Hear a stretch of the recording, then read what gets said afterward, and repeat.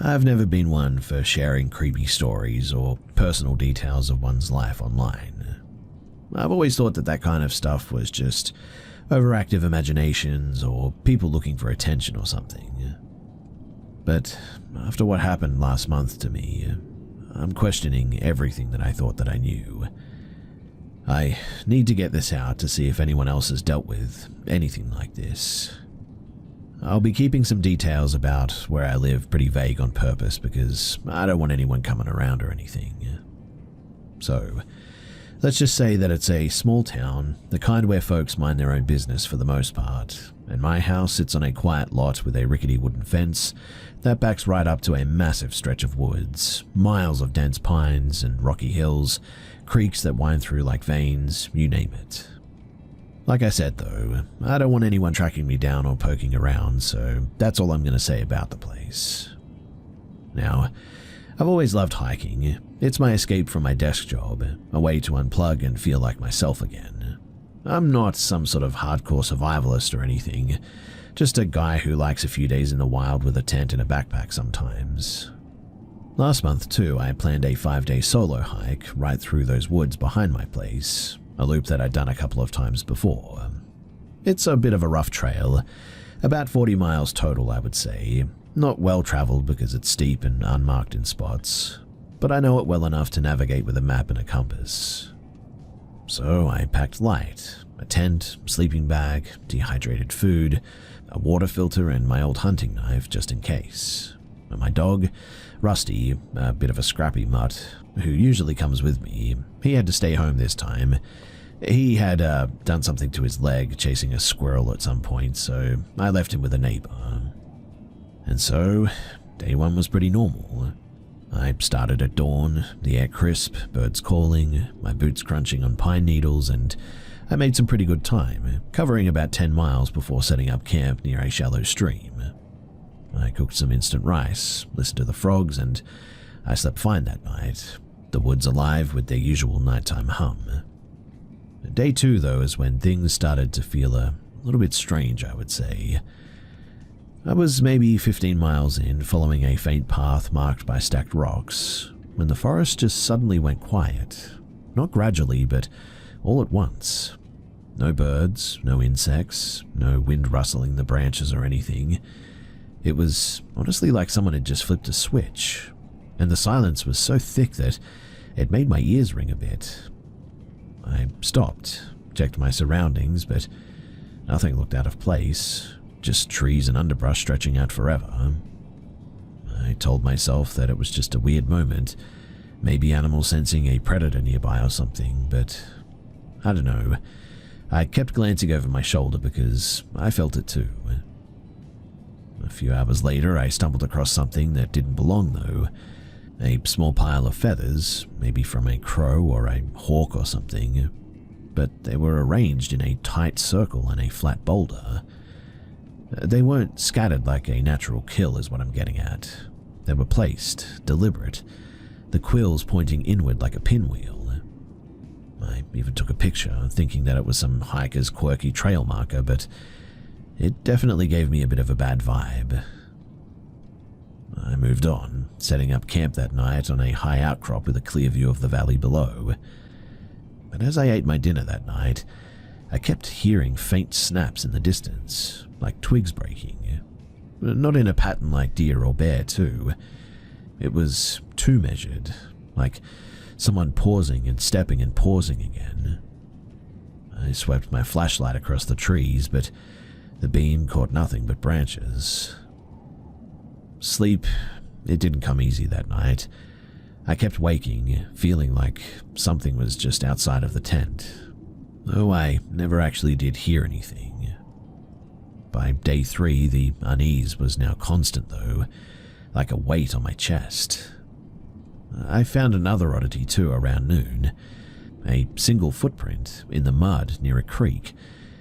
But what was really weird was that they were about my size and I could have sworn that they were my treads from my boots. But I hadn't crossed that stream yet, and it was fresh, the edges sharp, no other prints leading to or even from it. I checked my map, wondering if I'd somehow circled back here or something, or maybe another hiker was nearby, but the trail, as far as I could tell, was deserted. I hadn't seen a soul in days, and I'm pretty sure I hadn't circled back. The print was too perfect, too, like it had almost been stamped there just for me to find it. Well, later that afternoon, a smell hit me, sharp, like spoiled meat left in the sun for too long, but it came and went in patches, no source that I could track down. I thought maybe an animal had died nearby, but I couldn't find any flies, and I couldn't find a carcass anywhere, just that stench sort of lingering in certain spots. That night, I camped in a small hollow, and around 3 a.m. I swear that I heard a sound, a low 3-note whistle, clear and human-like, but way too precise, almost like someone was practicing a tune. It came from the trees, maybe 50 yards off, and stopped as soon as I sat up. I gripped my knife, heart racing, telling myself that it was a bird or maybe a coyote, but honestly, it didn't sound like either one of them. That night, I stayed awake until dawn, the silence heavier than ever. Day 4, though, was worse. The trail suddenly felt wrong, like it had changed right under my feet. Familiar landmarks, a forked pine, a moss-covered rock, looked slightly off almost like they had been moved. My compass was now useless, the needle twitching lazily no matter how I held it. So I relied on my map, but even that seemed to betray me at points. Distances just didn't add up, and I kept looping back to spots that I swore that I'd passed hours earlier. The air felt thick still, like breathing through a cloth, and that rotting smell was now back, stronger than ever. Around mid-afternoon, I found another sign too. A small bundle of sticks tied with a strip of red cloth hanging from a branch like a crude ornament. It wasn't weathered too, like it had been placed recently, but I hadn't seen anyone who could have left it. I didn't touch it, just snapped a picture again, and I just kept moving, my pace quicker now, wanting to get out of here. That night I barely slept. I heard that whistle again, closer this time. It almost seemed like it was circling my camp, in fact. I didn't dare shine my light, and I just laid there clutching my knife, waiting for morning. And on the 5th day, I was done with this. I broke camp at first light, moving fast, desperate to get back to my car. The woods suddenly felt alive as well in a way that I couldn't explain, like every tree was leaning in and watching. I reached the trailhead by noon, my legs absolutely burning, and I drove home, the relief of seeing my street almost overwhelming. My house is a small one, a bit of a fixer-upper with a sagging back porch and a fence that's half-rotted, but it's always felt safe to me. The woods are close, though, and just beyond the fence. The tree line looms, dark and endless, but I got Rusty back from my neighbor, showered, fed him, and I just tried to put the whole hike thing behind me. I figured that the weirdness was probably just exhaustion, dehydration, or maybe just my mind playing tricks on me in the solitude. But then, about a week later, whatever this was, it seemed to follow me home. You see, it was a Wednesday night around 10:30 p.m. and I was in my living room sipping a beer, scrolling through emails on my laptop like I always did. Rusty was sprawled out on his bed by the couch, snoring softly. The house was quiet, just the hum of the fridge and the faint patter of rain from a passing shower. But then came a knock. 4 slow, heavy thumps on the front door. I froze, beer halfway to my mouth. I mean, I don't really get visitors out here, especially not at night, and my closest neighbor's a pretty good walk away. So I set my beer down, thinking that maybe it was a delivery guy lost or maybe a kid pulling a prank. But it came again.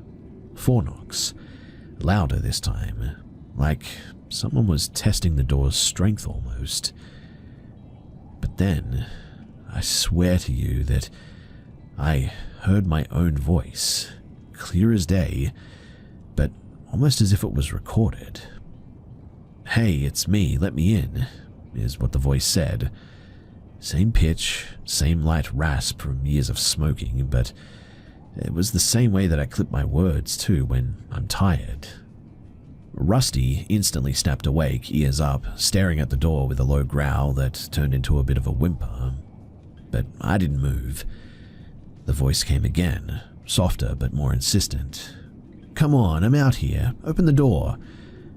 It was me, down to the way that I stressed certain syllables, but I mean, I was obviously here sitting on my couch. Rusty suddenly backed away, tail tucked, his eyes never leaving the door. I grabbed my phone to call someone, my brother, a friend, anyone, but the screen showed no signal, even though I always get service at home.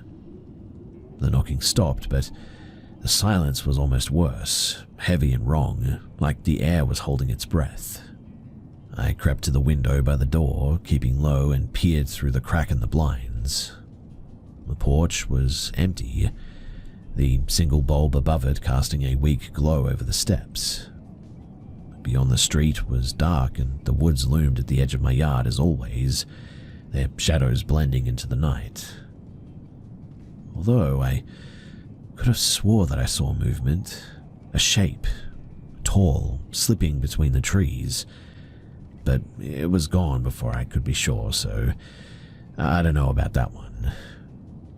Either way, I stayed up all night, lights on, Rusty pressed against me on the couch, and it must have been around 4 a.m. when I heard it again, that same 3-note whistle from the woods, faint but unmistakable, now coming seemingly from my backyard, right where the fence meets the tree line it seemed. I didn't look though. I kept every door locked, in fact, every window shut, and I just waited for daylight with Rusty. When morning came, I checked the porch, half expecting nothing, but it was like a scuff mark of mud by the steps. I don't know, it looked fresh and deep, like someone had been stood there for a bit, but it was hard to make out. Mind you, I hadn't been outside since the day before, and the rain had stopped hours earlier, so I'm pretty sure that it wasn't mine. I did my best to sort of dismiss it, and check the backyard, but nothing was disturbed. No broken fence slats, no trampled grass, but still though, I was nervous, and I don't know if that's the reason why the air felt heavy, but it was like it had been on the trail again. I've been digging into local stories since then, trying to make sense of this. The town's got its share of old tales, like hunters hearing voices that sound like family, loggers seeing shapes that mimic people that they know. Some call it a skinwalker, others call it something in the woods. I did find a local blog post about a guy who heard his own voice calling from the forest at one point, but he didn't mention anything physical, like no footprints or signs or anything. The feathers, the lone print, the tied sticks, the whistle, it's all too tangible to write off as just my imagination. And so I've stopped hiking, at least for now. And honestly, I'm also thinking about moving now, somewhere far away from whatever this is. I've started leaving the porch light on too, checking the locks twice every night. But every night, I listen for that knock now, terrified that I'm going to hear my own voice again, begging to be let inside. I don't know what it was, but I'm almost certain that whatever it is, it followed me off of that trail after my hike those 5 days, and I really hope that it doesn't come back before I get the chance to move.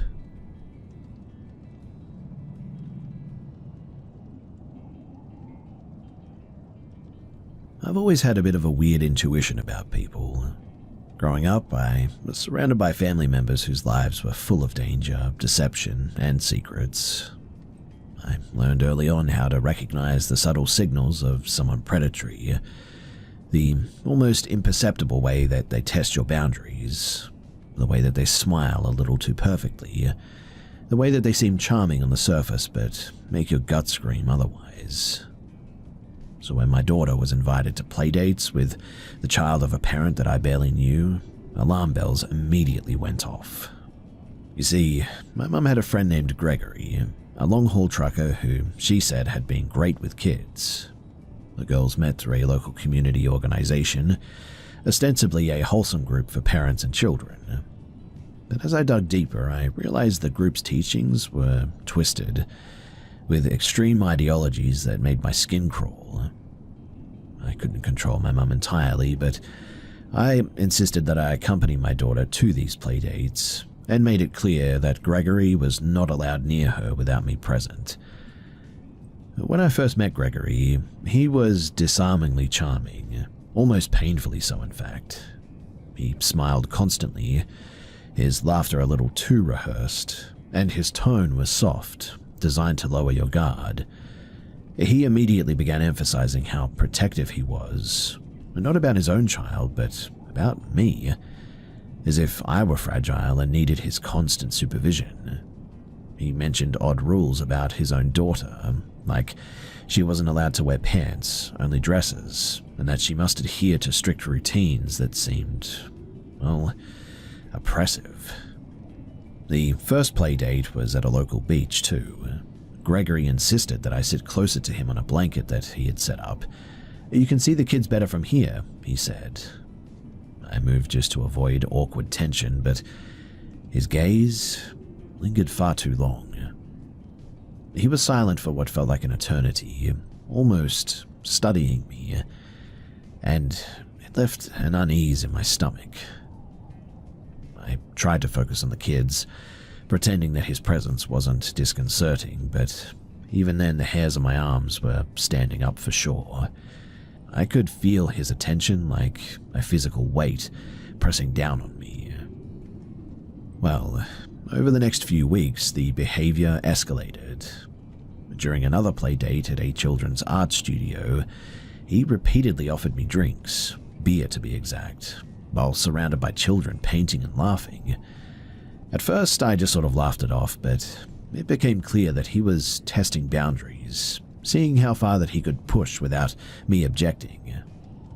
When we moved to a trampoline park afterward, it became truly terrifying. He started physically interacting with me in ways that I repeatedly told him to stop. He lifted me and threw me into the foam ball pit despite my protests. He grabbed my wrist, already scraped from sliding on the trampoline, and pressed hard, watching me wince, almost gleefully. Every instinct in me screamed danger at this point. I couldn't sleep for days afterward too, my mind just racing. I reached out to my siblings, recounting the events, but even sharing it made me drink down my tears.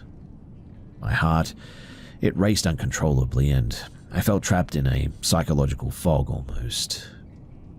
What scared me the most wasn't just his hands-on aggression, it was the combination of charm, manipulation, and unpredictability.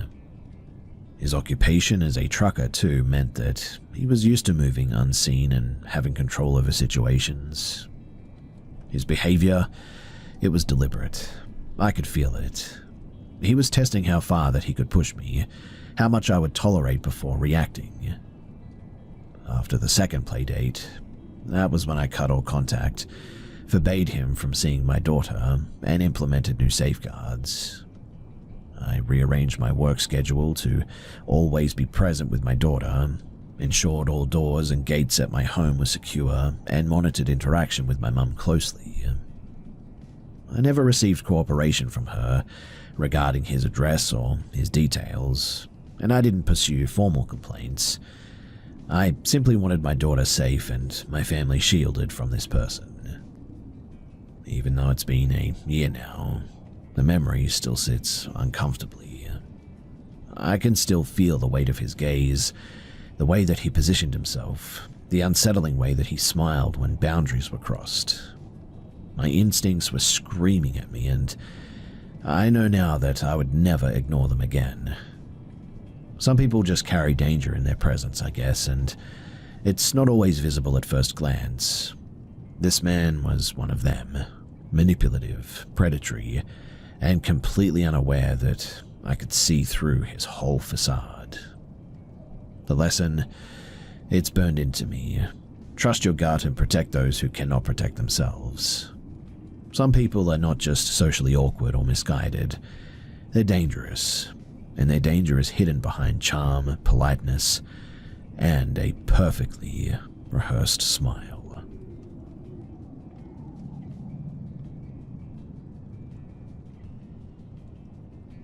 This happened when I was about 18, back in the late 2000s. At the time, I had a weekend job at a small independent bookstore in my hometown. It wasn't a big chain, just one of those cozy places with crooked wooden shelves and the smell of old paper everywhere. My cousin also worked there part-time, and most of the regulars knew us by name, so the place always felt pretty safe. One afternoon, when the store was almost empty, a man in his late 20s or maybe early 30s wandered in. He didn't browse, didn't ask about books. Instead, he walked straight up to me at the counter, slid a folded piece of paper across the desk, and left without saying a word. Inside was a phone number and nothing else. I laughed it off at first. Strange, yes, but I'd had weirder interactions, I suppose. Anyway, a few days later, I was sweeping the sidewalk outside when an old green station wagon pulled up. Dangling from the rearview mirror was a small stuffed rabbit, dirtied and frayed. The driver leaned out, same man, and started asking me personal questions. I cut him off quickly, blurting out that I'm still in school and I'm not interested. Usually that worked, but this time it didn't. That night, near closing, one of my co-workers nudged me and whispered, "Hey, don't look now, but someone's been standing near the travel section for almost an hour now." And sure enough, when I glanced up, it was the same man, silent, staring and pretending to flip through the books that he clearly wasn't reading. My manager, an older woman who took no nonsense, kept the office door open after that so that she could watch him. He eventually drifted outside, but sort of lingered across the street until long after dark. A couple of nights later, though, my aunt, who I hardly ever spoke to, sent me a strange email with the subject line, "Is this about you?" And attached was a screenshot from a local classified site. The post read, "Saw you shelving books at the shop downtown. You wore a plaid skirt, black boots, and a necklace with a red stone. You're beautiful. Would love to meet you. Signed a man in his 30s. The part that made my stomach drop, though, was the necklace detail. You see, I'd borrowed that necklace from my cousin only once, on the exact day that that man had been hanging around. I showed my manager, and she responded to the post herself. "Back off, this is a teenager you're talking about." But from then on, things only escalated. I'd see the green station wagon idling outside while I worked. Once I spotted it parked near my bus stop, but when I doubled back toward the store, the man was somehow already walking behind me on the sidewalk, too close and way too quickly. I panicked, ran inside, and he vanished before anyone else could see him. Eventually, the police got involved after I filed a report too. For about a week, an officer would swing by the store at closing to make sure that I wasn't being followed. And then, just as suddenly as he had appeared, the man just stopped showing up. The car disappeared, the postings vanished. I ended up transferring to another job the next year, but even now, whenever I see a green station wagon or an old stuffed rabbit, my stomach always knots up.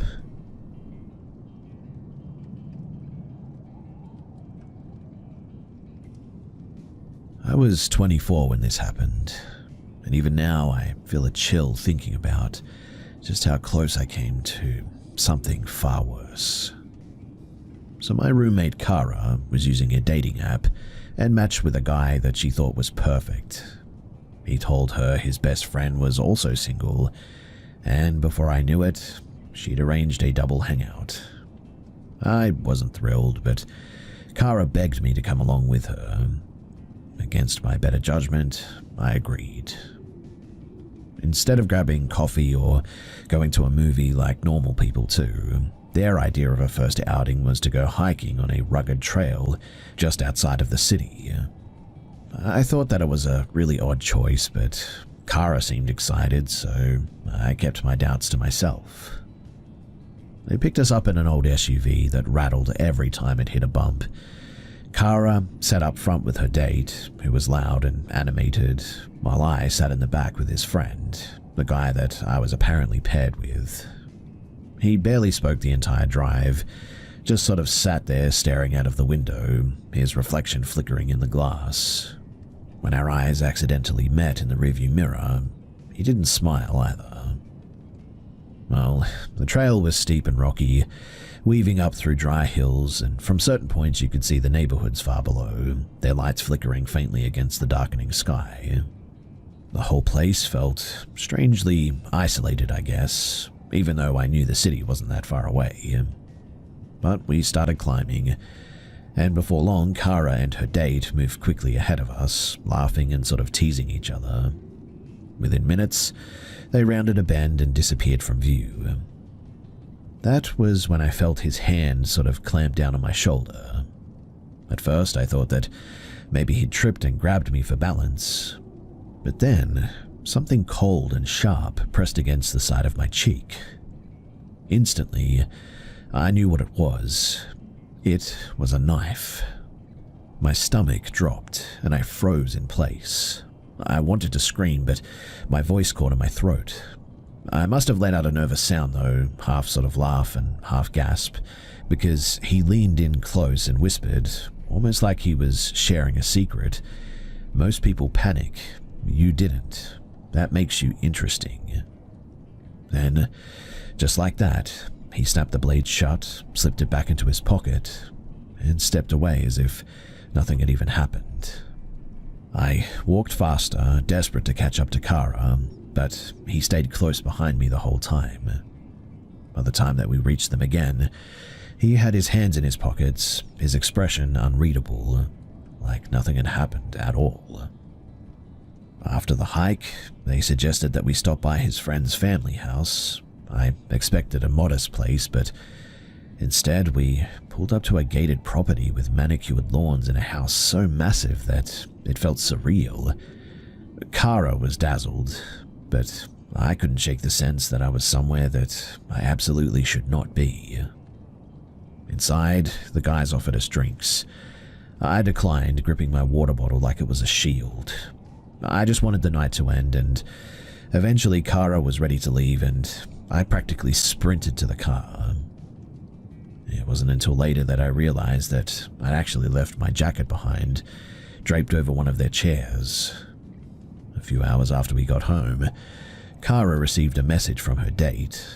It was a photo of my jacket, held by the man who had pulled the knife on me.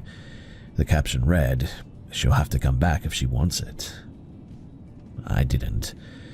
I instantly blocked the number, deleted the app, and I never saw him again, thankfully.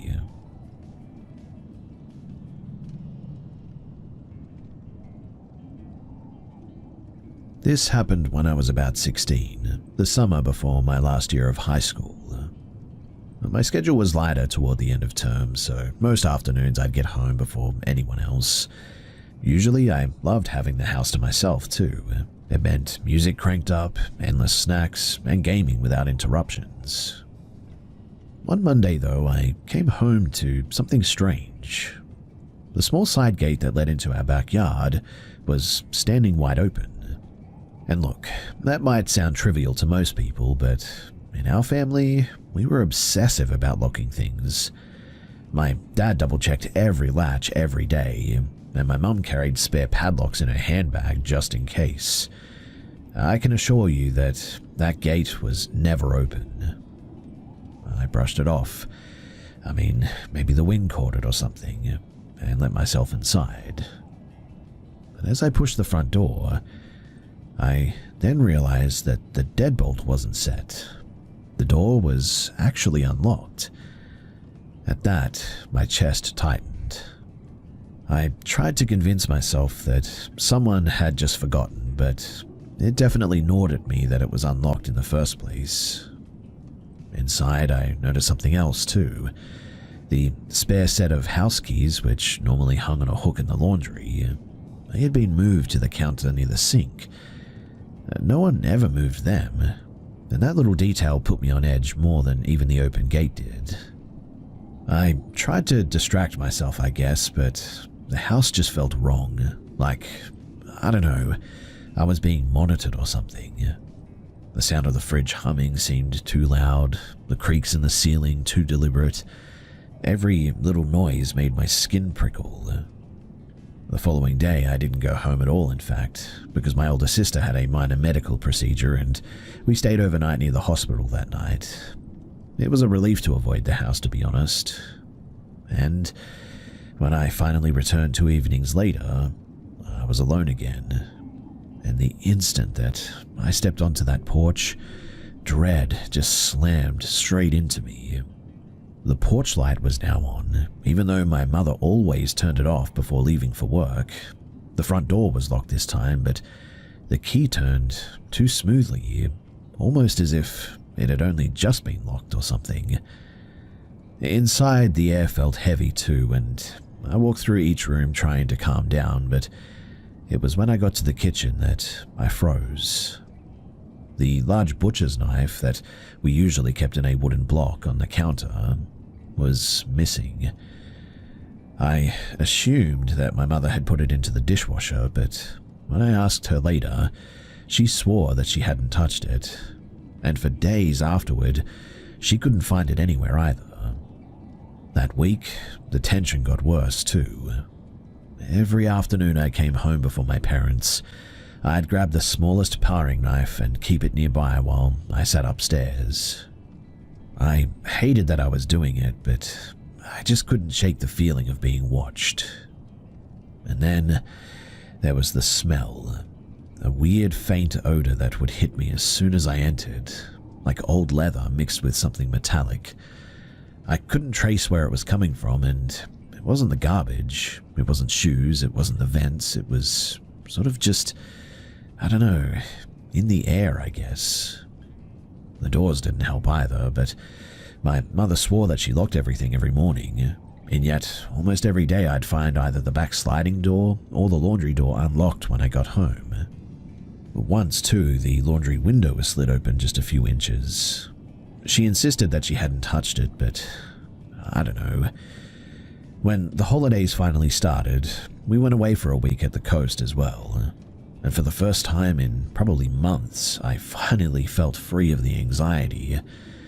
I slept soundly, swam in the ocean, and quite honestly, I forgot about the house entirely. But when we got back, reality hit again. Our neighbor walked over the second day that we were home, and they told my parents that they'd spotted a tall man wandering around our backyard during the evenings while we were gone. They assumed it was a relative checking the place, but of course it wasn't. That night, as my dad was locking up, he finally found our missing butcher's knife, and it was outside, lying on the wooden bench by the shed of all places. No one ever admitted to moving it, too. For weeks afterward, I heard footsteps crunching in the garden gravel at night. The smell of leather would waft through the downstairs hallway, and every single time that I came home alone, I felt that same sort of cold prickle of unease. And then, one day, almost suddenly I would say, it all just stopped. The footsteps, the smell, the unlocked doors, everything just sort of ended. I still don't know if it was some stranger squatting in our house, sneaking in when we were away, or if it was just some mind connecting dots that weren't really there, but whenever I walk past that shed, I always remember that knife, and I wonder just how close I came to meeting whoever left it there.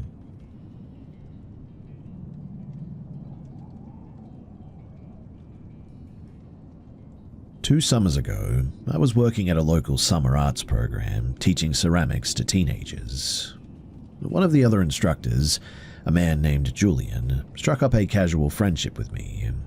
He was older, maybe in his mid-30s, soft-spoken but intense, I would say, and always seemed to know a little bit too much about people. At first, I genuinely thought that he was just eccentric.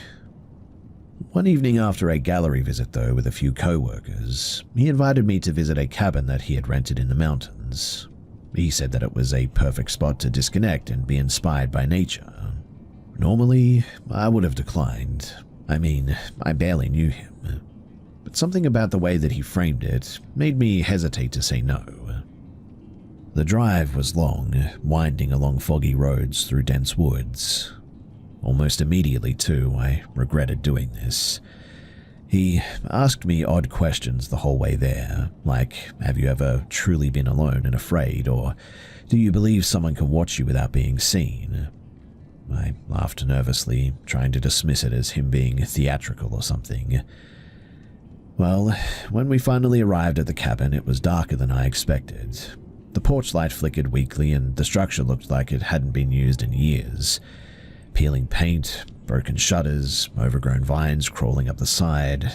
The door creaked as he opened it, revealing a living room cluttered with dusty furniture, stacks of old newspapers, and no signs of modern amenities like food or clean bedding anywhere. He led me to a bedroom and casually said that he was going to unpack, leaving the door ajar. I turned on the light and my stomach sank instantly. The bed had thick leather straps attached at the corners. There were also heavy chains coiled on a chair nearby.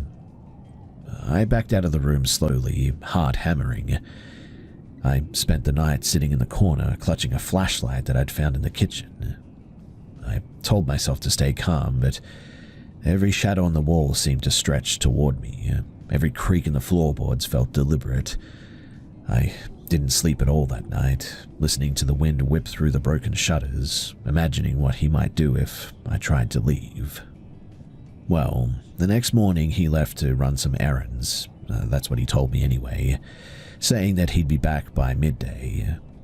So I cautiously explored the cabin in daylight, and it was worse than I expected. The refrigerator was completely empty. The stove was rusted shut, and the only running water was a slow trickle from a cracked pipe that I could find. On the porch, I noticed something even more unnerving too. Dozens of small, withered plants in pots, arranged in like a rough circle. All but one were brown and shriveled, but the center one, perfectly alive and seemingly well taken care of, seemed almost unnatural. Not in the paranormal sense, but like someone had been taking care of only that plant for some reason. Well, I gathered my belongings quietly and I left while he was gone. But as I was leaving, I noticed a set of muddy footprints leading from the cabin into the woods, and sort of circling back as though someone had been watching from the tree line. I was literally trembling the whole walk back to the main road. Later that evening, after I caught a lift, I sent him a message explaining that I couldn't continue visiting. He didn't respond, at least not directly. A single emoji appeared, a thumbs up. I felt the chill of his presence long after that message.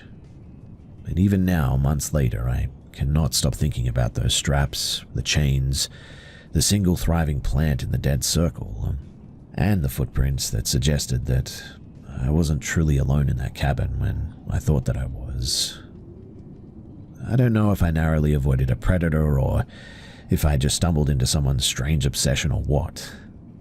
All I do know is that I will never be going back there, and will be avoiding this person from now on like the plague.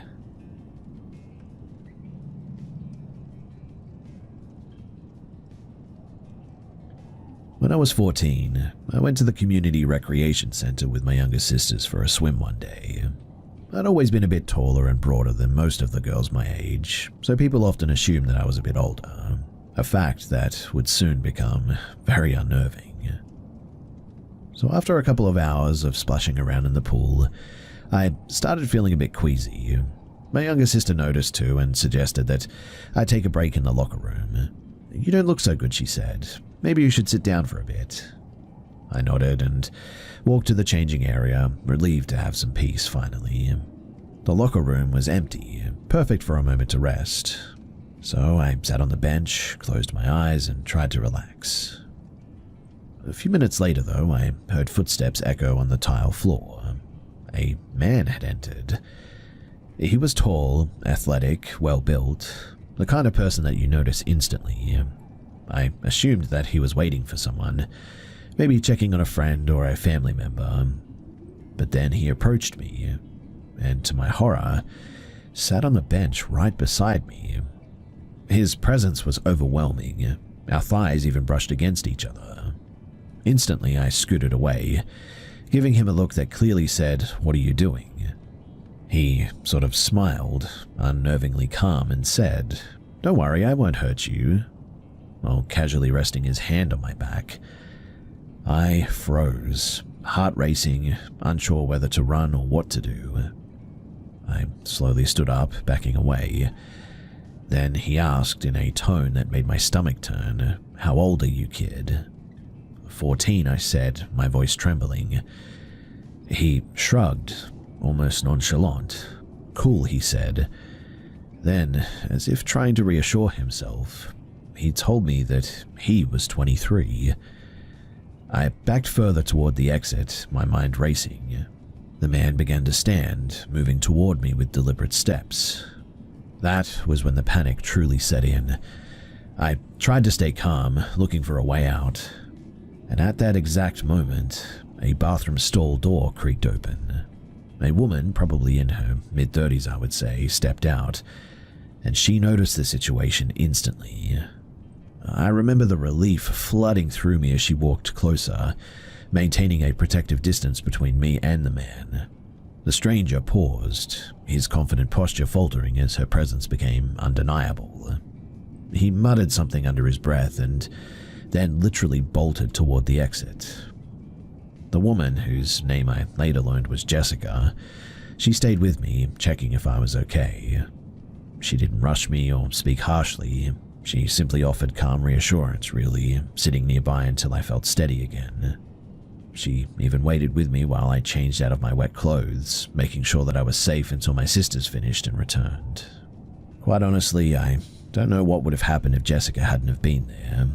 Her timely entrance and calm authority probably prevented a terrifying and truly terrible encounter from turning way worse. I've never forgotten her kindness. In fact, almost every time that I visit a public facility, I still think back on that day and I silently thank her for stepping in. Now, years later, I still remember that day vividly.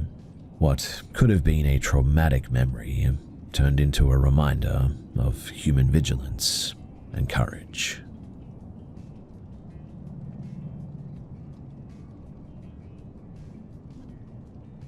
A few years ago, my closest friend, Nina, had a small but growing presence online. She wasn't a full-time influencer yet by any means, but she had gotten enough free products and occasional perks to make it fun. One day, she got a direct message from a boutique hotel in a major tourist city on the East Coast too, offering an all-expenses-paid weekend stay in exchange for photos and a few social media posts. They said that she could bring a female friend along if she wanted to. Nina had never done anything like this before though, so she was a little bit hesitant at first. So she invited me, her longtime friend and confidant, to come along for support. Worst case scenario, she said, we just cover my ticket herself if the hotel refused. The email included a contract, which looked legitimate at first glance. It required us to pay for our flights up front and promised reimbursement upon arrival. We thought that it was probably just standard practice to avoid no-shows. Well, the trip began pretty normally, really. At the airport, a man held a small sign with Nina's name and the logo of the hotel account. He guided us to a black SUV waiting outside. And that is when things started to go wrong. As we were about to get in, The driver, a tall man with dark sunglasses and a thick accent, started yelling at Nina. He insisted that she could only bring a different girl, not me. His voice was angry and insistent. We were completely stunned. Another man who had walked up from the terminal seemed frustrated too and started arguing with the driver in rapid, sort of foreign speech. They demanded to know where this other girl was. Nina tried to explain that I was just her friend, that we were both fully on the trip plan, and that there was no other girl. The driver ignored her, and the man in the passenger seat suddenly jumped out, threw our luggage onto the pavement, muttered something underneath his breath, and the SUV suddenly sped off. We were speechless and utterly frozen, hearts pounding because we had no idea what to do. Nina immediately emailed the PR contact listed in the messages, a Rebecca, explaining the situation, but she never got a reply. We decided to take a cab to the hotel ourselves in the end, and when we arrived, we noticed right away that something was definitely off. The building looked completely different than the photos. The name on the sign had changed and the staff didn't recognize our reservations at all. The Instagram account that we had been in contact with, well, it had belonged to the old hotel, completely rebranded now, with new owners and no staff connection. And it was then that we realized what had just almost happened. Whoever had contacted Nina through the old account was using it to lure someone into a situation that we didn't consent to. The posts were old, photos outdated, and the account had a respectable number of followers, which made the scam feel legitimate, I guess. We called the local authorities, spoke with a detective, and tried to trace who had access to the account. In the end, though, it was just a dead end. None of the former employees had any connection, and the person behind it remained completely unknown. Nina, she cried for hours after realizing just how close she had come to being taken, I guess. I can still remember the look of shock and relief on her face when we finally left that hotel as well. We never got a follow-up from anyone.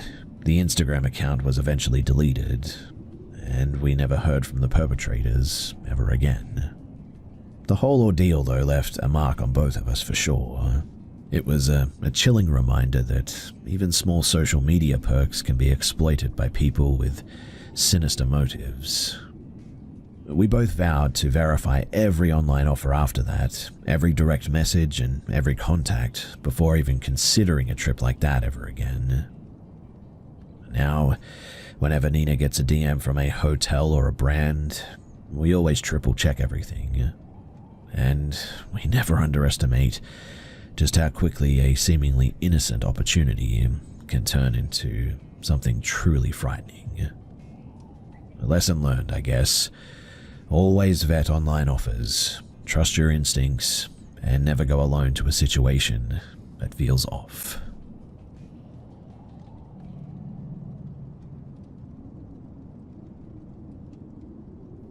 This happened a few years back after a major national crisis, back when travel was tense and paranoia in small towns ran high. I was 25 at the time, driving alone across the southwest to get back to my child, who was staying with their other parent. I had been out of state caring for a sick relative and was exhausted from the long trip. It was past midnight in Arizona, and the highway was almost completely empty, a long stretch of desert road with only a few dimly lit rest areas. I was approaching an exit for a small motel that I had planned to stop at for the night when flashing lights appeared in my rearview mirror. I slowed and pulled over, annoyed but compliant. I hadn't been speeding, and aside from the occasional tumbleweed rolling across the road, there wasn't a soul in sight. The officer, or what I assumed was an officer at first, walked up to my driver's side window, which already felt pretty odd. Usually highway patrols approach from the passenger side for safety. Well, he stared at me silently for a long moment, then abruptly walked back to his vehicle, only to return almost immediately. "Step out of the car," he said. Alarm bells rang immediately in my head. I had been pulled over plenty of times for speeding tickets in the past, but this felt different. Hesitant but careful, I stepped onto the asphalt. The desert wind was sharp and the silence heavy. "Have you been drinking?" he asked, his voice tense. "No," I replied. "Why did you pull me over?" "You've been driving strangely," he said, waving vaguely at the road behind me. It was absurd. I had been driving perfectly straight the entire time. Then he leaned closer and asked in a chillingly serious tone, "Are you dangerous? Are you carrying anything that you shouldn't?" I was stunned. I was a young woman, unarmed and miles from any other vehicle. I had identification and a background that clearly suggested that I wasn't a threat, but still, my pulse raced. He then demanded that I perform a field sobriety test. I followed the instructions as best as I could, walking a straight line across the cracked asphalt, arms outstretched, heels to toes. I passed, but the relief was short-lived. "Time to check the car," he said, pointing toward the vehicle. My stomach sank. Again, I was alone in the middle of the desert with someone who had a firearm and was acting unpredictable. I weighed my options. I could assert my rights, but I was exhausted and the thought of confrontation honestly scared me. I told him that it was fine, letting him search the car, hoping that compliance would keep me safe. He opened a small, nondescript suitcase that I had packed for work. It contained costume pieces for performances that I did on the side. "What's all this?" he barked. It's for my performances," I said quietly. "I'm an entertainer." His demeanor shifted instantly. He began yelling at me, calling me degrading names, mocking my lifestyle. I froze, realizing just how alone I actually was. Occasionally a car passed by on the highway, but most of the time it was just me and him in the desert, with only the wind and the hum of distant highway lights. Then he stepped back and gestured toward the tree line on the side of the road. "Walk over there," he commanded. I stopped cold. "No, I want backup. I want another officer here, and a female one," I said firmly. He blinked, clearly caught off guard by my insistence. I frantically waved at the next car that passed, signaling for help, heart hammering in my chest. After what felt like an eternity, he muttered something, scribbled a piece of paper, apparently a ticket, and motioned for me to get back into my car. He left without any further confrontation. I never did pay that ticket, and to this day I have never heard anything else from it. Looking back, even decades later, I now understand what this was. Something about the way that he moved, the insistence, and the lack of standard procedure made me wonder at first if he was truly a legitimate officer. The memory of standing alone on that desert highway, the cold Arizona wind cutting through my jacket, and the feeling of being completely powerless is something that I will never forget. But what truly solidified it for me, that this wasn't actually a police officer, is the fact that nothing ever came from that ticket. I know for a fact that if it was legitimate, that if I didn't pay it, that there would be far more trouble. But like I said, nothing ever came from it, and so all I can conclude is that whoever that was, they were not a legitimate police officer. And so, even now when I drive late at night through remote areas, my pulse always quickens at any flashing lights behind me. And I remember just how thin the line between routine traffic stop and real danger can feel.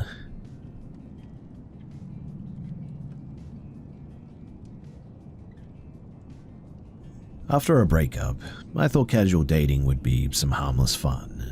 I joined a dating app, clearly stating that I wasn't looking for anything serious. My goal was simple: meet someone, have a drink, maybe a dinner, and keep my life normal. I matched with Evan, a man new to the city, who seemed charming at first. He said that he wanted to explore and meet people, nothing permanent. Our first meeting was at a quiet, familiar cafe where I knew the staff and felt safe. Evan arrived early, polite and well-dressed. We talked about work. He was a freelancing graphic designer trying to make a name for himself, and our living situations too. I explained that I had a modest apartment that I could afford, thanks to careful savings. At the end of the night, he insisted on walking me home. I said no, though, preferring an Uber. He teased me a bit, suggesting that I might have plans with somebody else, and I laughed it off, but that little joke, it gnawed at me a bit. 3 days later, though, he insisted on seeing me again. This time, I chose a bistro owned by friends. From the moment that we sat down, too, Evan's tone had shifted. He criticized the food that I had ordered, even though I was paying for myself. Then he asked again if he could walk me home. While we argued, his phone rang, and I overheard, "Yeah, I'm with her. I'll stay tonight." I assumed that he was talking to a roommate, but the odd way that he said it just didn't feel right. The next morning, he appeared outside of my building, waiting to take me to a park for a picnic. His breath smelled strongly of smoke, and there was a sort of metal scent that I couldn't place. During the picnic, he tried to kiss me repeatedly. Each time I dodged, but by late afternoon I wanted to go home. Ubering back was expensive, so I reluctantly agreed to ride with him. On the drive, Evan's demeanor darkened. His voice dropped to a threatening whisper. "Why are you keeping me out of your apartment? What are you hiding?" I reminded him that I wasn't interested beyond casual outings. His hands gripped the steering wheel so tightly then that his knuckles whitened. He started mumbling about trust, control, and how women don't appreciate men like him. The tension in the car became suffocating. Every shadow outside seemed ominous, every passing car a potential witness to what may be about to go wrong. Thankfully, I made it home that day, but over the next few days, he escalated. He messaged constantly, claiming that he couldn't stop thinking about me and insisting on seeing me again. I finally agreed to a dinner with the strict rule that he would not pick me up this time, but he ignored it. When I came downstairs, he was waiting at my gate, uninvited. "Hey, show me which apartment's yours. I want to see where you live." My stomach instantly dropped. I insisted that we go to dinner first, but the unease in his eyes made me feel weird. At the restaurant, he received another call, and he whispered angrily and kept glancing at me. "Am I sleeping there tonight?" he asked. I said no, firmly. And he exploded into a tirade about how ungrateful and selfish I was, raising his voice in public even. Patrons turned to look, but nobody intervened. The aggression in his tone, though, sent chills down my spine. This wasn't about dating anymore. This was now about control. After dinner, he insisted on driving me back. I noticed a duffel bag in the back of his car filled with clothes and toiletries. My heart raced as I realized that he might be prepared to stay at my apartment, regardless of my consent now. During the ride, he continued berating me. "You think that I'm going to leave? You think that I'll just go?" His eyes darted toward the rearview mirror, as if testing my fear. I realized the bag in his car was a trap. He intended to move in if I let him in even once. As we pulled up to my building, I had a plan. I remembered a small cafe behind the building where I lived, leading to a secure back gate and stairwell. And I bolted the second the car slowed down, running through the cafe, ducking under the gate, and racing up to my apartment. My heart pounded so violently that I thought that it was about to burst, but I pounded on my neighbor's door, explaining everything, and they agreed to let me in and to stay alert. That night, my phone buzzed repeatedly with messages from Evan. He promised that he wasn't done, that he would find a way to see me again, and that this wasn't over.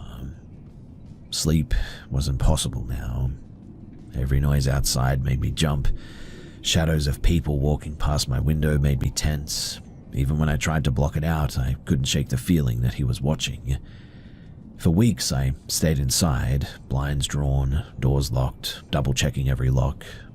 Friends suggested that I call the police, but without direct threats, there wasn't much that they could really do. I changed routines, took alternate routes, and avoided places that I might run into him. My life shrank into a cage of fear, I guess.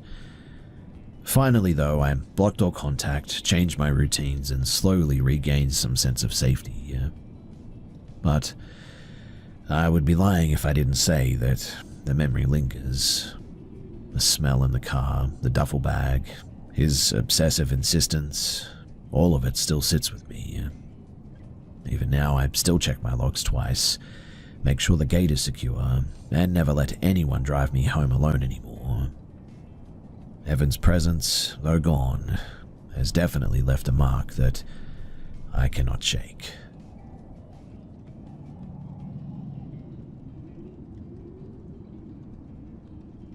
So I was like 7 or 8 years old, and my mum had just tucked me into bed. I fell asleep like I always did, but then I woke up sometime later to my mum's voice saying, "Time for bed, want me to tuck you in?" I was confused by this, given that she'd already tucked me in. I don't think that I responded because I was sleepy, but then something slapped me across the face really hard. I woke up, looked around, but nothing was there. Weird. Obviously, that freaked me out, so I hid under the covers and tried to go back to sleep. I was shaking, and I had that feeling like somebody else was in the room with me, standing right behind me, even though I confirmed that nobody was there. After a minute, I got slapped again, though, 2 or 3 more times. This was even more confusing given that I was under the blanket now, so what the heck could be slapping me? And why did it have my mum's voice? I was obviously very freaked out, as you can imagine. I laid there in fear for what felt like an hour, unable to sleep.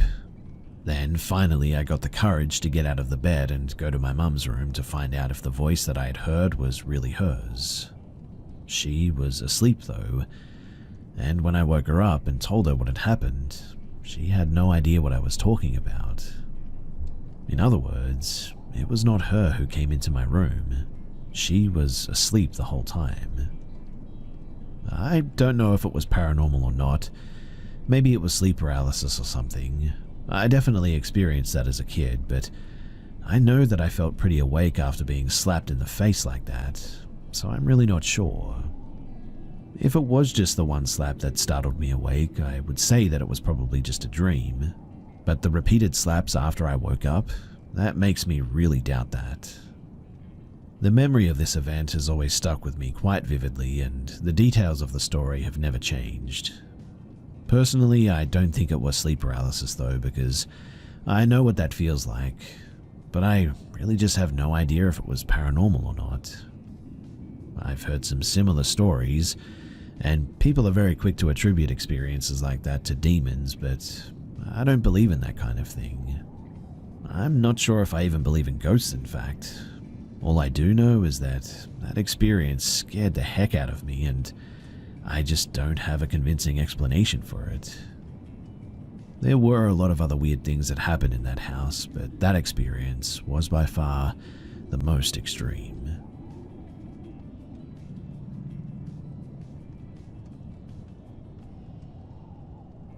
So when I was in my teens, my mum and Nana told me that when I was 3 or 4, I used to hide behind the sofa to talk to my friend. They assumed that I had an imaginary friend, until one day my Nana asked who my friend was. I told her apparently that my friend was called Wee Stevie. He had blonde hair like me and he wanted his lemon bonbons. My mother had a younger sibling who died when he was 8, and my mum was about 16 at the time, and 4 years later at 20 she had me. Her brother was called Stephen, my Nana was Scottish, and we lived not far from the English and Scottish border on the English side. So apart from my nana speaking Scottish and having an accent, my accent was very much English. So it was odd for me to use a Scottish term such as we, and I couldn't have known about Stephen really. And apparently one day before my 5th birthday, I told my nana and mum that wee Stevie couldn't visit anymore. And that was that. He was gone and I never spoke to him again. I do have a vague memory of sitting behind the sofa talking, but I don't remember seeing him. Well, when I got into my teens, odd things began to happen in the house. Never directed at me though. Pictures would fall from walls, and over the space of 6 weeks the living room door shook very gently until the day my nana was hoovering in there, and the door shut on her and wouldn't open. I was actually there at the time that this happened. I was upstairs with my mum when we heard my nana shout. We all lived together in the same house Stephen also lived in. I ran downstairs with my mum and we both witnessed the door shake, with my nana shouting from the other side to stop it and to let her out. She thought that it was my mum, but I know that it wasn't. There was nobody around. During this time, whilst I never had anything happen directly to me, I started to feel like there was something bad in the house, and I also started having reoccurring nightmares about being in the house alone and trying to get out, but an invisible force would chase me, grab me by my feet, and drag me back into the living room. I'm 43 now, and occasionally I still have this nightmare. I just always felt like there was something negative attached to me while living there. As an adult, I've also experienced some strange occurrences over the years. Once when my son was a newborn, I'd put him in his cot to sleep at around 8 p.m, so it was pretty dark at this stage. I crept out the room and pulled the door to, leaving the landing light on. There was no light on in the room, but his baby monitor went on. I left the house to go to the car to get my bag at one stage, and when I looked up at the house, the bedroom light was now on. As I got closer to the house, I could hear him crying through the monitor. As I went into the room, he got tangled in the blanket, and it had covered his face and he was struggling to breathe. Well, fast forward a few years, and we'd moved house. Odd things used to happen, nothing really too weird, but just shadows which could be explained, or our dog staring at walls. It got more frequent if there had been an argument though in the house. And one morning my husband and I were having a disagreement about our business. We were sat at the kitchen table facing the living room with the door open. Our little dog was fast asleep on the sofa, when out of nowhere, a giant Yankee candle that had never been lit flew off the table and hit my husband's Xbox that was sat next to the cabinet that hard that the box ended up in the kitchen doorway. Our poor dog was terrified and ran into the kitchen to be with us. We then left this house and moved, and things seemed to escalate in our new home a lot. Our dog wouldn't let you leave him alone, which was very unlike him. As soon as you walked out of the door, he would howl and was really distressed. By this point, my son was 18, and we all felt a negative presence. You felt like you were being watched all the time, and even with the heating on and being really warm, the room would suddenly have freezing spots that you could feel with your hands. The Alexa would start playing music, although this probably does happen to other people's Alexas too, so it may not be paranormal. But one morning, my son asked me to stop coming into his room at night. I asked what he meant, and he said that he'd often wake up with his door opening, and he assumed I was standing there watching him. He'd ask what I was doing, and the door would just close slowly. It is true that a couple of times I did go into my son's room to see if he was home after he started driving, but this was only a couple of times, and my son never woke up or spoke to me, that's for sure. Then, on to my husband. So ever since we've been together, he has suffered from extreme para-insomnia. In his dreams, he constantly sees a 7-foot dark figure in the corner of the room, and this has been in every house that we've lived in. It taunts him, touches him, and watches him. He then acts out his dreams and will pull me out of the bed. He's picked our dog up and tried to escape the room. He's stood above me on the bed screaming, hit me, dragged me, and it's usually always because he's trying to either fight this thing or get me away from it. He's had para-insomnia since he was 13, but only started seeing this dark figure since he's been with me. And so, that's my story. Well, a short condensed version of it anyway. I have no idea if we're both just sensitive to this stuff or if we're both just going crazy. Our current house feels nice with a good energy. We do often feel something, but it's nice and warm, I guess. My husband still dreams about this thing too, but not as often, which we're thankful for. But the reason why I'm here is to get your thoughts. What do you guys think about all of this?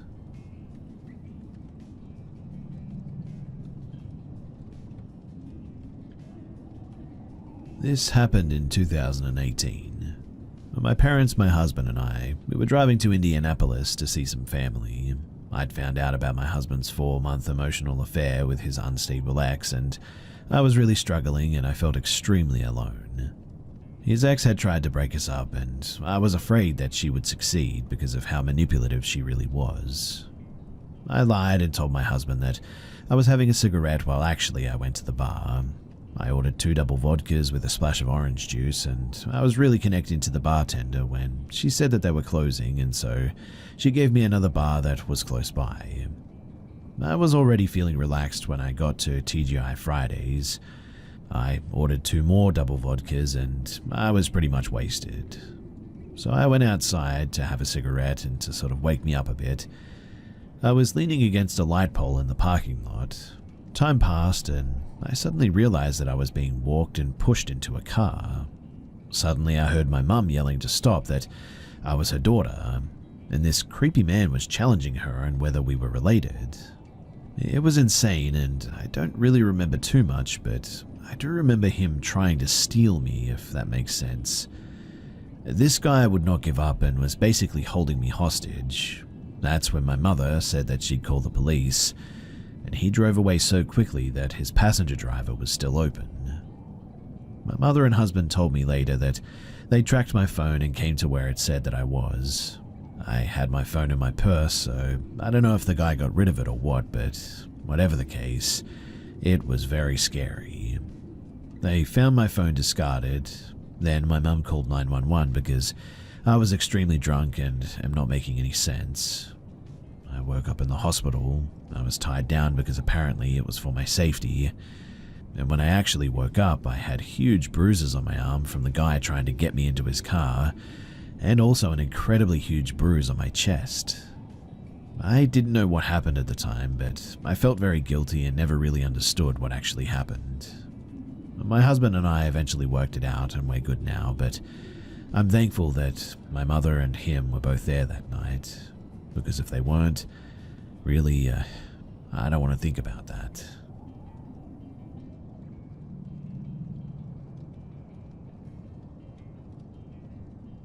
This happened about 3 years ago when I was 15. At the time, I was making pocket money by mowing the lawn at my mum's condominium. The lawnmower was kept in a small storage building where only I and the landlord had keys to. Some backstory about the building. It didn't have any windows and only one door. It consisted of only one room where the lawnmower and other gardening stuff were kept. The building's inner and outer roof had a small space in between them too. I wouldn't call it an attic, but just a space really. The inside roof was made of only spare planks, which meant that you could see into the said space. Anyways, one Sunday I needed to mow the lawn, so I took the keys and headed to the storage. The door was locked as usual, so I opened it with the keys. I stepped into the storage, and with no particular reason I looked up, and my heart suddenly dropped. Up there, on those rickety planks, there was a man just looking down at me. I looked up only for a second or two, and he looked back at me. His clothes were dirty and face covered in scars. I didn't want him to do anything, so I just sort of pretended as if I didn't see him.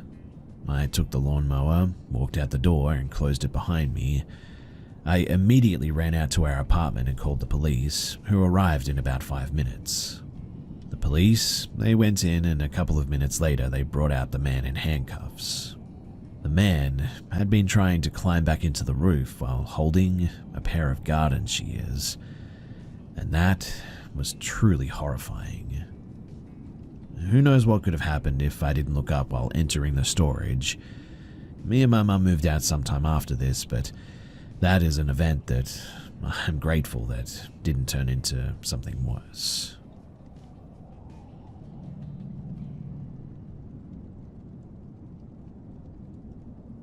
It was autumn in 2015. I was 23 years old, I'm now 31, and during that time I lived in Lancaster as I was studying at the university there. For those who are not familiar with the place, it's a small and rather quaint town in the northern part of England. As a student, you could either live at the university campus or in private accommodation in the town. I had decided to live in a newly built renovated apartment in a nice side of the town, and yes, it was very expensive.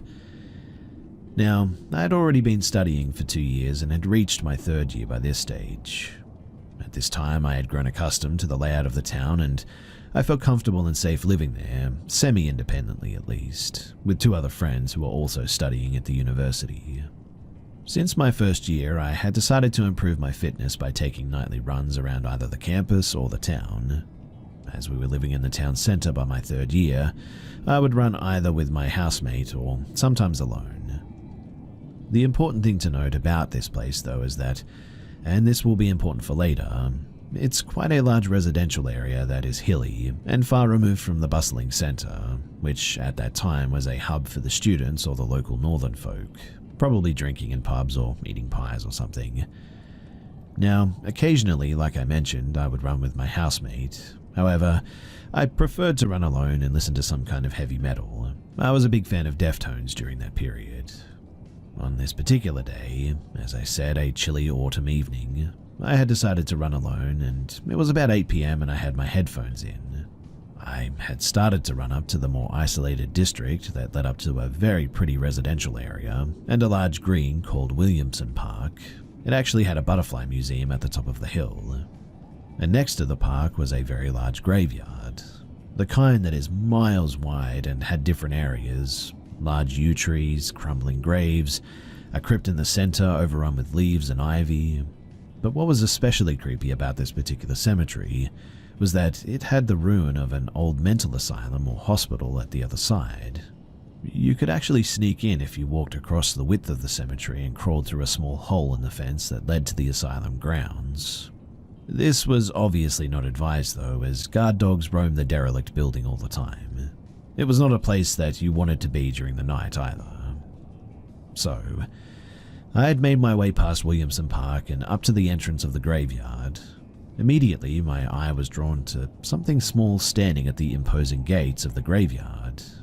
They were kind of tall, black iron gates that were at the bottom of a little winding path. I felt a little apprehensive, but it wasn't unusual to see people walking their dogs, etc., out of the graveyard, so I started to slow my pace to a walk in the direction of the shape. As I drew nearer, I realized that the shape was a child, maybe around 9 to 10 years old, and they were running towards me frantically. They looked panicked and scared. I think that they were crying. I vividly remember that the girl was not wearing a coat, only a thin dress that would not be suitable for the harsh autumn here. She asked me if I could help her though. She was desperate and seemed to be frightened of something. She kept looking back into the graveyard, which at this point was totally pitch black beyond the gates. I mean, there was absolutely no light beyond that path. As the graveyard was quite large, it was chilling to see the depth of the blackness and the vulnerable child standing at the mouth of the gate, helpless like this. I don't recall what the girl said exactly, but I then offered to call the local police. I dialed 999 into my phone and had it on loudspeaker, but the girl immediately changed. She was not happy about the fact that I was calling the police. That was clear. She stopped crying and seemed angry, almost demanding, and insisted that she did not need the police to help. I reassured her that it was best to inform the police, even offered to walk her to the station, which was about 20 minutes back down the hill. And this is where the story gets weird and a little bit terrifying too. You see, the girl turned and ran back into the graveyard. She ran directly through the gates and into the eerie blackness. She didn't turn back and just ran as quickly as possible until she had completely disappeared. and it was then totally silent. I was spooked beyond belief, now standing in the darkened street completely alone. I had so many questions. Like, who was that girl? Why was she alone like this, at this hour? Why was she scared of the police? Why wasn't she frightened of the dark? Who might she be running to, or maybe from? I turned and I ran all the way back down the hill, not stopping until I had reached a well-lit, built-up area. And safe to say, I didn't run on my own again at night after that.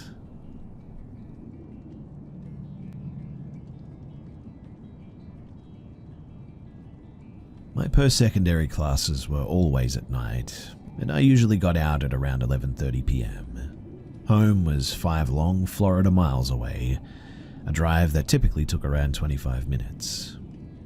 At that time, my fiancé and I were living in a brand new apartment complex on the 4th floor. From day one, though, strange things started happening. Our apartment had an unusual layout, I guess. Basically, a big circle. The bathroom connected to both the living room and the kitchen, with doors on either side, and our closet was located within it.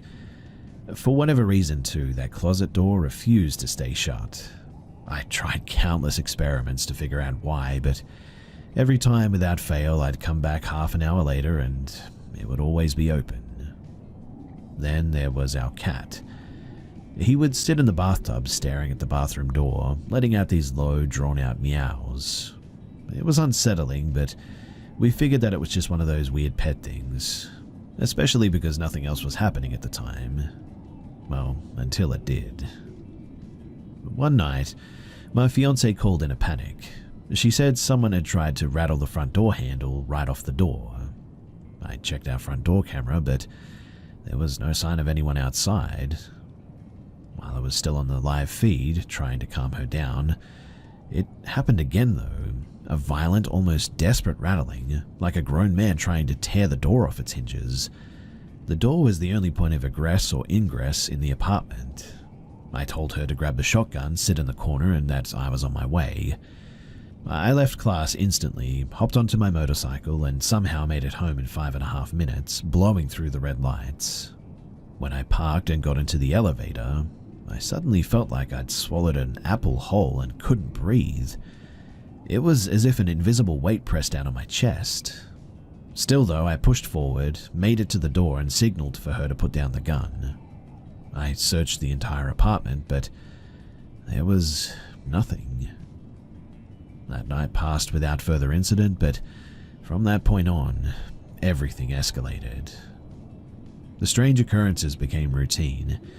We have 2 dogs, one of which is small, older, and a white dog, and one day she was padding through the bathroom, heading toward my bedroom to crawl under the bed, her usual cozy spot.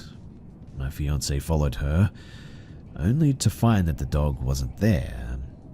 After a few moments of confusion, she walked back into the living room where the dog was lying on the couch, looking as relaxed as ever. Then there were the objects. We came home one day to find all of our plates. They had been moved into the silverware drawer. On another day, we found both our ottoman and chair had been rotated to face the fish tank, almost as if in a deliberate contemplation sort of way. We decided to leave them that way. The strange occurrences continued though. We'd be walking through the apartment and suddenly hit pockets of like the worst smells imaginable. And just as suddenly, the scent would vanish. We'd also hear footsteps circling around the kitchen island, even though we were alone. Things got so intense that we eventually moved our bedroom into the living room, turning the actual bedroom into my fiancé's workspace. The nightmares had become relentless, and we just felt safer being in an open space like this. All in all, it was a 0 out of 10 for us, and I would not recommend. Before this, I was a devout atheist, firmly grounded in the belief that science explained everything. But after this, now, I'm more open-minded for sure. I've come to believe that there's a lot that we don't understand about what really happens in this world, and perhaps we never will.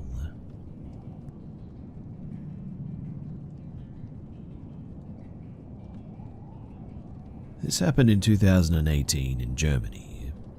So I was walking my dogs on the usual route that I take pretty much every day. You basically walk out of the city on a road mostly used by farmers to get to their fields, and it was a windy but clear day. Now, the first thing that I'd noticed was that my two dogs, both labs, didn't want to go any further.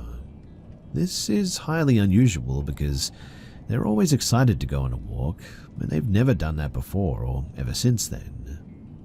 The second thing that I noticed was that there was this weird sort of, like a low frequency humming, which sounded like it came from the sky almost. It pretty much sounded like a really loud, low flying aeroplane, so I scanned the sky, but I didn't see anything. Yes, it was weird, especially in combination with the behavior of my dogs, but I didn't really give it too much thought, and I tried to get my dogs to just keep going, but they persisted and started whining even. Now I started to worry a bit, so I looked around the area to see what could have possibly frightened them so much. That's when I saw this strange object standing in a field about maybe 15 meters off the side of the road. This field usually has horses in them, so it's surrounded by an electric fence. However, on this day there were no horses there, and this strange feeling of dread or primal fear suddenly filled my body completely when I stared at this object, maybe because it didn't look like anything that I'd ever seen before. I felt like I was stuck on the road and I just couldn't move. I noticed now that this object, which I firstly believed to be some sort of a machine because of its silver or chrome color, had vague human-like features. It had 4 limbs, all ending in sharp edges. They had some sort of black material or liquid on them as if it had dipped them in oil. Its head also had clear edges and looked very unorganic, I guess, like it was constructed. It looked directly at me and I could see that it was sort of blinking permanently. Its nose and mouth looked more like openings in its head. The longer I looked at it, the more strange things I noticed and the stranger I felt myself, like I was looking at something so foreign to my understanding of the world and life that I was about to fall apart. On top of its head too, it had this sort of cone-like structure cut out of the very top where some sort of orb was. It looked like a perfect golden ball and it was reflecting the sunlight. I also began to notice maybe the weirdest feature of this thing was that it was extremely muscular. Still, it looked more like a shell in which muscles were carved than actually organic matter, I guess. I also saw what looked like cables on its upper body and arms, as well as stripes on its arms and legs. As embarrassing as it is, I honestly felt like I was about to wet myself, so I tried with every fiber of my being to turn around, and when after about 30 seconds I could move again, I ran away as fast as I could, with my dogs following quickly behind me. I did tell my parents and brothers, and together we checked the spot again, but when we got there, it was gone. To this day, I genuinely hate myself for leaving my phone at home because even though my parents say that they believe me, I get this weird feeling that they actually don't. I actually went to therapy about this encounter because I was really struggling with what I'd seen. I've never had any other kind of hallucinations in my life. I've never taken any drugs and I don't have any mental illness, which could explain what I saw that day. I cannot rationalize it, and it made my already bad anxiety feel much worse. It felt like I saw something which I just wasn't meant to, something which my brain just couldn't process. Now, 6 years later, I'm better, but still think about what I saw basically every day. I still live here, and that spot is only a little ways away. Sometimes I go on walks there, but always with my brother, and every time I hear an aeroplane, I get really uncomfortable and make sure that it's actually a plane. I even downloaded the app Flight Radar to make sure that there was actually a plane in the area when I hear one. The reason that I'm sharing this now too is that I'm hoping to find out if anybody else has seen something like this. Maybe somebody has experienced something similar to me, and if so, then please do tell me because I would love to know that I'm not alone.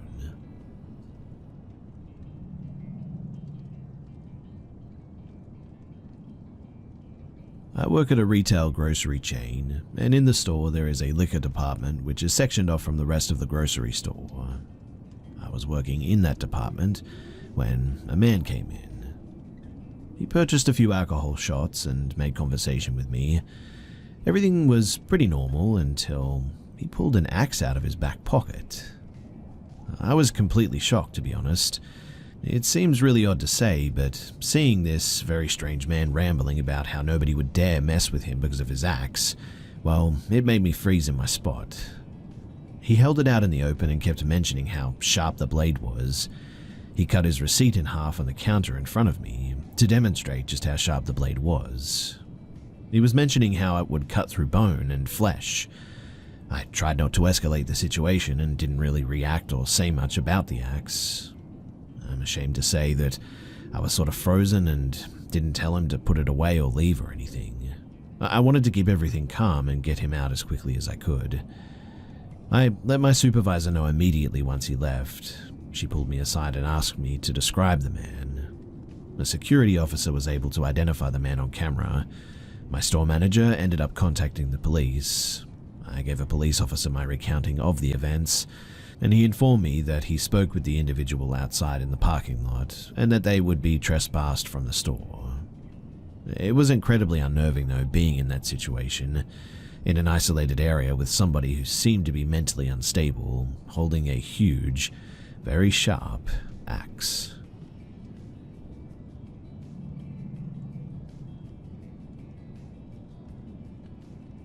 So I'm 21, and I'm not sure if gender really matters to this story, but I'll say it anyway, I'm female.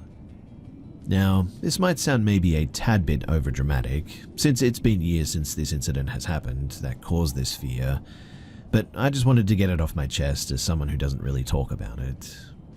I personally found this encounter super creepy, especially getting older and being able to look back on it all.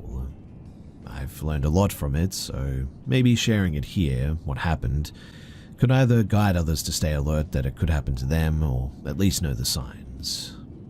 So I live in rural Ohio, and there's not much that goes on here.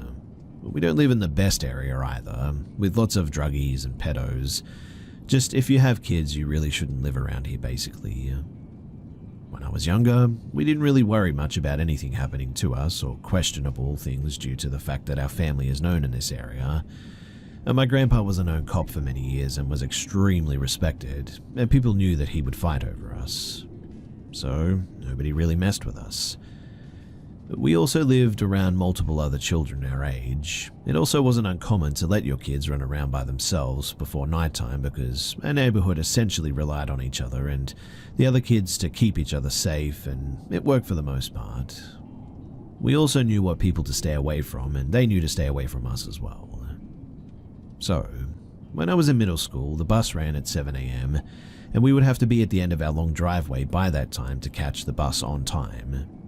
This happened during the winter, and our bus tended to be late sometimes and would reach us around maybe 7:05 to 7:15 at the latest. But we made sure to be out at 7 a.m. just in case they were on time. It was me and my two cousins. One was 4 years younger than me, and the other was a year older, but we were in the same grade. The road is straight where our driveway is, so cars come by multiple times, and you would be able to see if a car was slowing down and such, and they'd see us as well. We were always told to stand by the end of the driveway and always keep a distance, so if a drunk driver or whatever happened to be swerving, that we would be okay for the most part. We were at the age where me and my cousin, who was in the same grade as me, essentially babysat the younger cousin, and we didn't have any adults accompanying us at the end of the driveway anymore.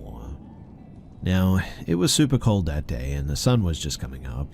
We were annoyed because the bus was late while waiting in the cold. I noticed a car was coming, and again, this happened all the time, so it wasn't like I was checking it out or anything. I just noticed it and went back to listening to music on my phone. I hear a loud brake sound though, so I look up and the car is in front of our driveway now, fully stopped. The man in the car was waving his hand toward us to signal us to come closer to him, and of course I refused and was frozen in my spot because this had never happened before. He could tell that we were obviously shaken back by this, and said that he worked for a school but was lost and he just got hired. He named a school that was about an hour away as well. I want to remind you too that it's past 7 a.m. at this point, and I immediately knew that he was lying. It didn't make any sense to me why he would be lost at a job that he said that he'd already got. Plus, it being this late, I'd think that he would probably be at the school by now. What I'm trying to say is that there is no way that he would be lost to the point that he's an hour away from the district and signaling children to his car the way that he did if he was a teacher at all. It also made no sense to me logically how he would be lost from a job that he obviously had to go to in order to get hired for. This was before Zoom and all those things, I'm pretty sure. So I immediately said that I'm going to go and get an adult, and he clearly panicked at that and said that it wasn't necessary, that he just wanted us to get closer and show him where to go. I pointed straight. I truly don't know the direction to the district, but that was not my main focus, obviously. I told him to go straight and he ignored me. My little cousin was moving towards his car and I grabbed him by his hair and kept him by me. I refused to let go of his head as well.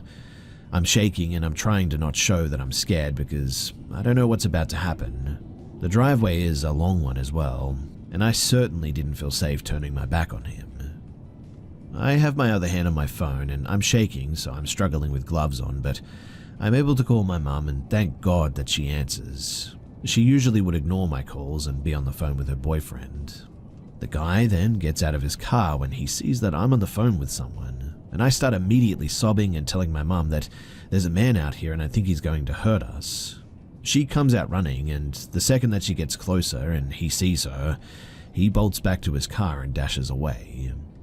And that's when I noticed another car that was around the corner of the road also dashed away as well.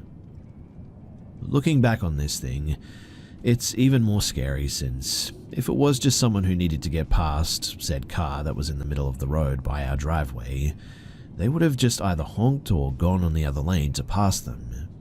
They definitely also saw the entire thing, and they also didn't get out of their car to help us or anything. So it makes me think that they were also in on this entire situation.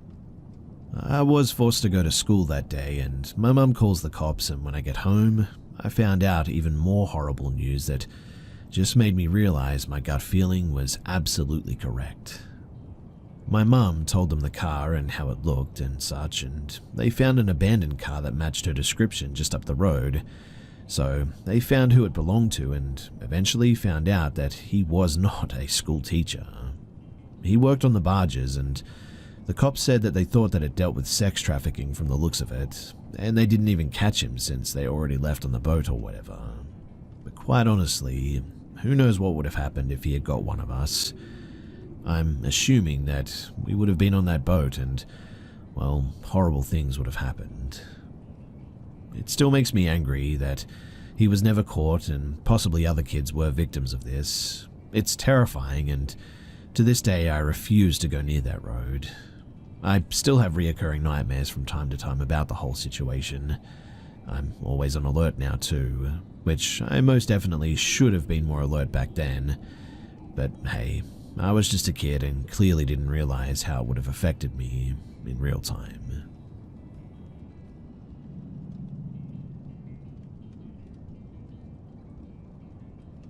This was a few years ago. I purchased my childhood home with my husband, and the first couple of years, we had a toxic roommate who would put us against each other, and over time, he ended up staying in his room all the time, falling into a depression. He found a boyfriend and eventually moved out. I wasted no time turning the spare room into a guest quarters. I started having horrible insomnia, so to allow my husband to sleep undisturbed, I moved into the guest room. And this is where things got dark. So I finally found a healthy sleeping pattern, and it was working for me and I was getting some real sleep. That's when the nightmares started though. A clown was in the closet, but not just any clown, a demonic, evil, twisted clown. I'm not afraid of clowns in the slightest, but he kept telling me that I was to be his bride and that I needed to kill everyone that I loved in order to bring him fully into this world. And in my nightmares, I would plan with him and agree. I would wake up and The weirdest thing would be that the closet door, which had been closed and latched with an old school hook and eye latch, would be wide open and everything in it disheveled. I feared the ex-roommate's depression had opened a doorway for darkness to enter, as he was in a very vulnerable state when he occupied this room. After weeks and weeks of these nightmares every night, I finally decided to cleanse this room. I opened the front door and burned sage. My husband and I both have indigenous ancestry, so the burning of sage is a cleanse our ancestors held sacred. I started in the attic, making certain the smoke touched even the darkest corners, and cleansed room by room. When I began in the spare room, though, suddenly the light bulb exploded. The doorknobs rattled. I didn't stop. I pushed until I felt the energy finally leave the home. My husband, who was outside with our dog now, knew when it was over. I never said a word because he saw the darkness shoot out the front door allegedly. We've had no issues since then. The nightmare stopped immediately, the closet door remained closed and latched, but I will never forget the hopelessness and darkness that I felt in those dreams, and I guess that I'll never know why it showed itself to me as a clown.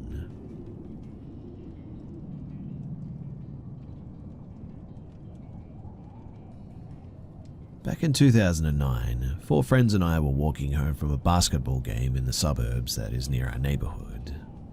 It was around 8 p.m. and it was pretty dark. There were 2 ways to go in my neighborhood.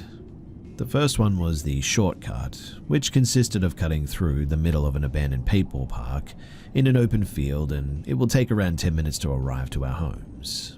The second was the long way, which takes 25 to 30 minutes walking in a bright area, surrounded by houses and endless illuminated roads that finished right on the entrance of the abandoned park, and then 5 minutes of walking in semi-illuminated areas again. We took the shortcut though, like we did every time, but this time everything was quiet, no animal sounds. Abandoned dogs took shelter here all the time, so that was odd not to hear them. No cars sounding from anywhere nearby, and it was just pure silence this night. One of my friends decided to just start talking about how it must be really cool to play Ouija boards in the middle of the field as a bit of a joke. We tell him to shut up collectively because we were a little bit on edge, and we all see the entrance of the park and we all start getting less stressed and start talking again. We were about 100 feet from the entrance when we all hear and feel stomps coming from behind us. But not regular stomps, heavy stomps, almost like an elephant or a bull running. We looked back and there was this strange-shaped creature with really dim red eyes at first, looking completely dark, but as it got closer it was sort of greyish and charging toward us. We collectively looked at each other and we ran as fast as we could toward the entrance, and we managed to get out of there. While walking, there is a part of the street that briefly overlooks the field, and we all looked to see if we could see anything down there, but all we saw was dim red dots looking directly at us, we think at least. We all went home, and the next day we tried to figure out what actually happened. 4 out of 5 of us can confirm this story, and sadly one of my friends passed away a couple of years ago. I also moved, but have to travel every weekend through that area to visit my family. And whenever I go by that place, it still gives me the creeps going through there at nighttime.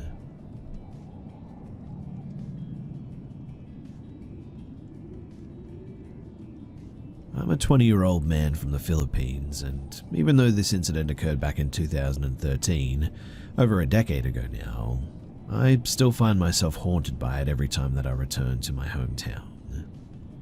At the time, I was just an 18-year-old college student. It was the night of our department socialization party, which had wrapped up at around midnight. As the only one among my friends with a car, I had always taken on the role of the designated driver. After dropping my friends off at their homes, I was parking in my usual spot, just a few houses away from my own, due to the limited parking in our area. I was about to exit the car when I noticed a girl standing near the entrance of the alleyway leading to my house and several others, wearing a shirt with our department's logo. I assumed that she had just walked back from the party. In front of her, a man in his late 20s, clad in a hoodie, stood ominously, seemingly blocking her path. The girl, she immediately locked eyes with me and I recognized her expression. It was a silent plea for help. Instinct kicked in. I grabbed my bag and stepped out of the car. The man, noticing my presence, began to walk into the alleyway.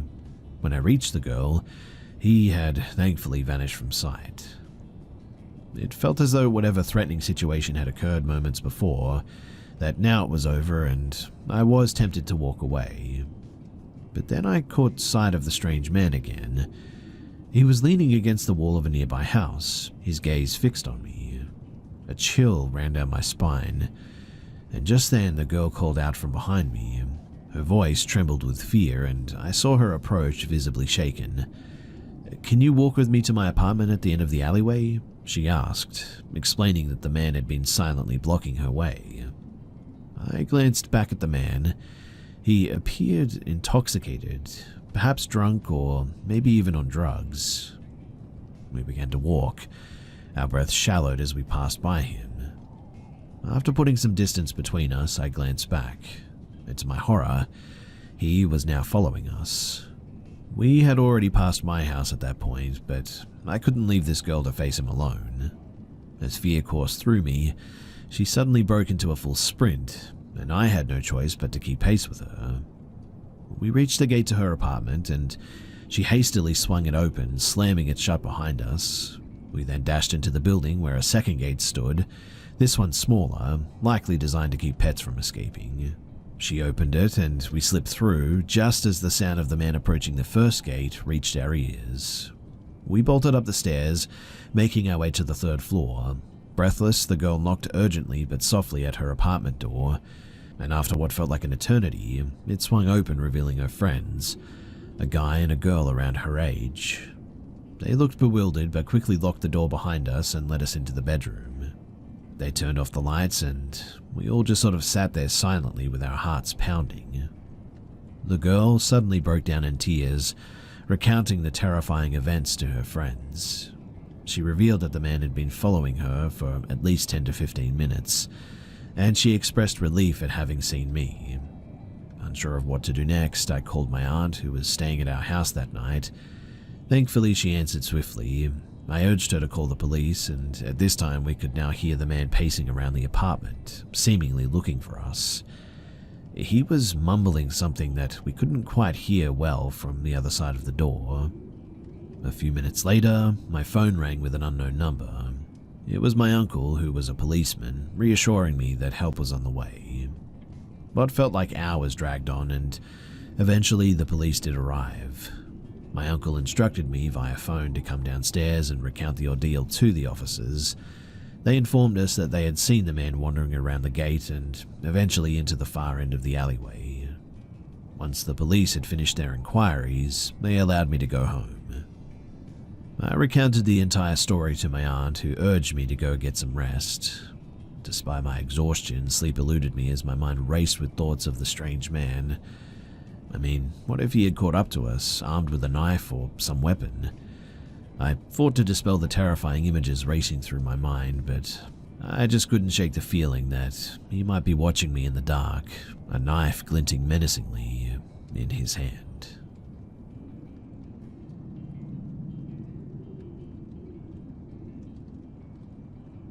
So my boyfriend has a friend that is about 60 years old that owns a house that was built around the 1800s. The house is in the middle of nowhere, secluded from any other houses for miles. It's the only house in the area surrounded by trees, and to add on to the uncomfortable environment, the house does not have a streetlight since it was built in the 1800s. My boyfriend was told by the lady that she would pay him to watch her house for like 8 months. She was going to Mexico for the winter because she doesn't like the winter very much, so she often goes there and stays with her friends. She said that she would pay him double if he actually stayed in the house. He agreed because he didn't really have much money to begin with, and he had already worked for her, so why not?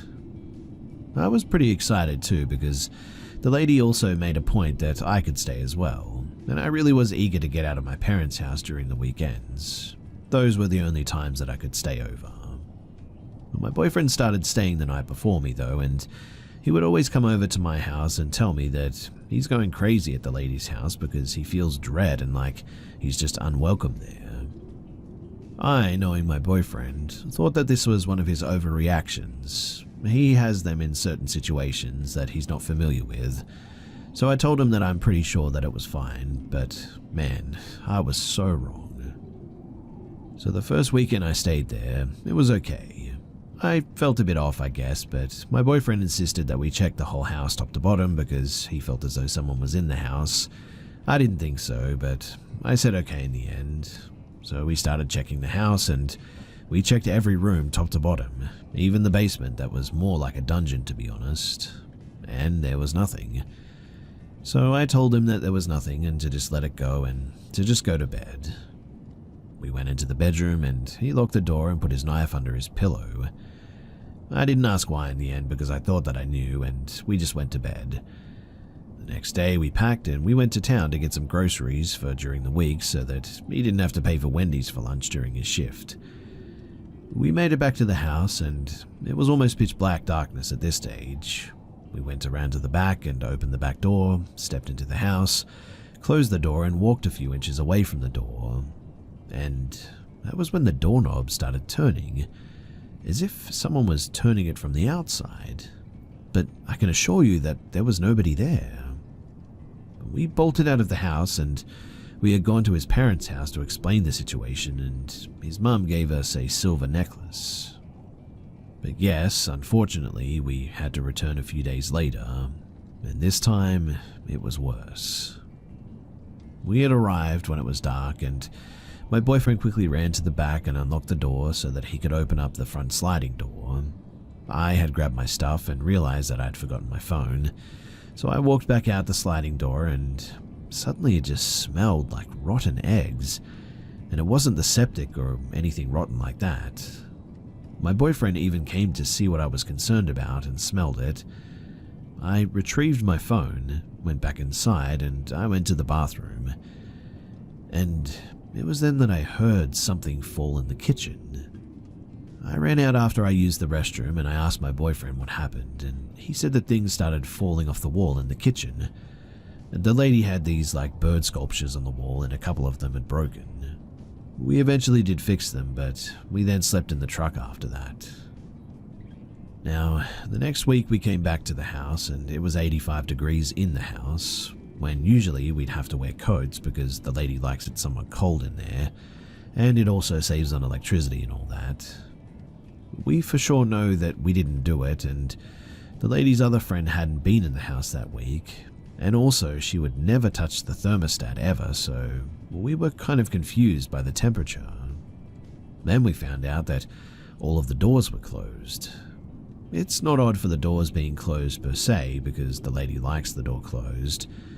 Well, all except one during the winter, the laundry in the pantry room, because her pipes would freeze if we didn't keep the door open. But it was closed and there had been nobody in that home, and we certainly didn't close it too. The next day, my boyfriend was changing his oil and I had to use the restroom, and it was then that the doorknob started turning, and I honestly thought that it was my boyfriend, but no, he was outside the whole time. Then when I opened the door, the basement started creaking open. And yes, the basement does have wind drafts, but hear me out, because the whole house except for the kitchen has this thick carpet, so it would have been impossible for the door to creep open against the carpet with small airflow like that. The following week though, we felt as if we were more in danger than previously. We got so uncomfortable that we had to stop going there in the end, and my boyfriend the previous weeks had already stopped staying there alone after the first incident of the doorknob turning. It was nearly impossible to stay there, even when we constantly came back, but we wanted to watch her house, and it wasn't just for the money, but for the lady too. We eventually actually heard that the lady had an experience where she woke up for work early in the morning. It was dark and she went out to start her car, and she was in the car when she heard something knock on her car window. Apparently she went out and looked around, but she didn't find anyone. May I remind you too that her house is literally in the middle of nowhere, miles away from any other home, so Why and how would anyone be knocking on her car window in the pitch darkness in the very early morning like that? She doesn't believe in the paranormal, but she has definitely had weird things going on in that home, and she admits it. Anyway, I just wanted to share these experiences of the most haunted house that I have certainly ever stayed at.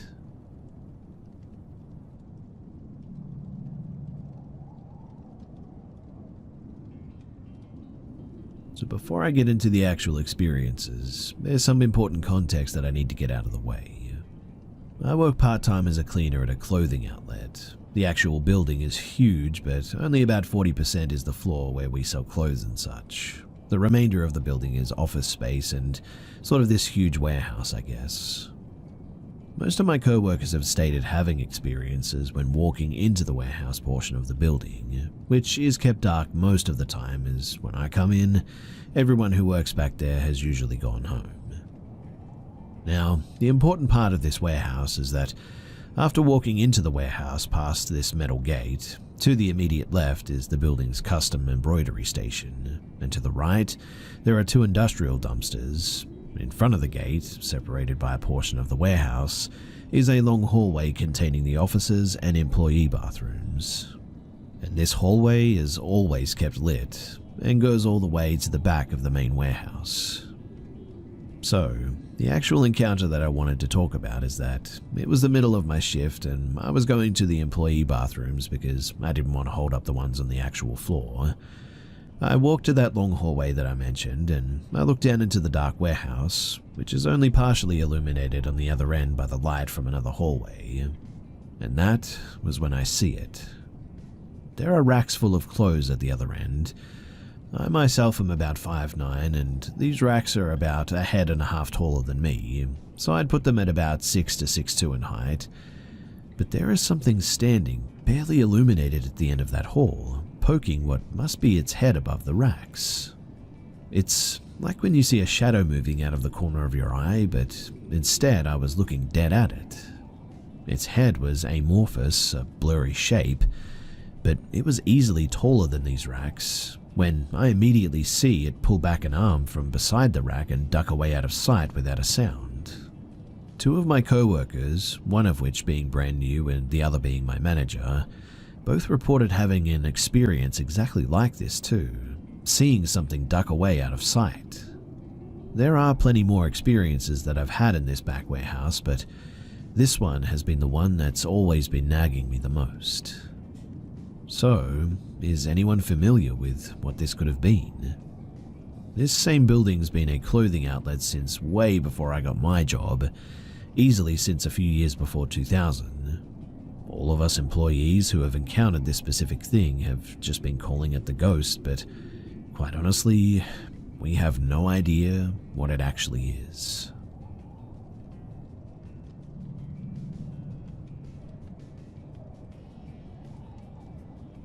For some background, I live in the Southern California area. I've always been a little bit sensitive to paranormal things, but on this one, I'm completely stumped. After I graduated college, I had to move in with my parents for some time. I'd been there since, but it hadn't been too long, and I haven't spent much time in this house prior to this.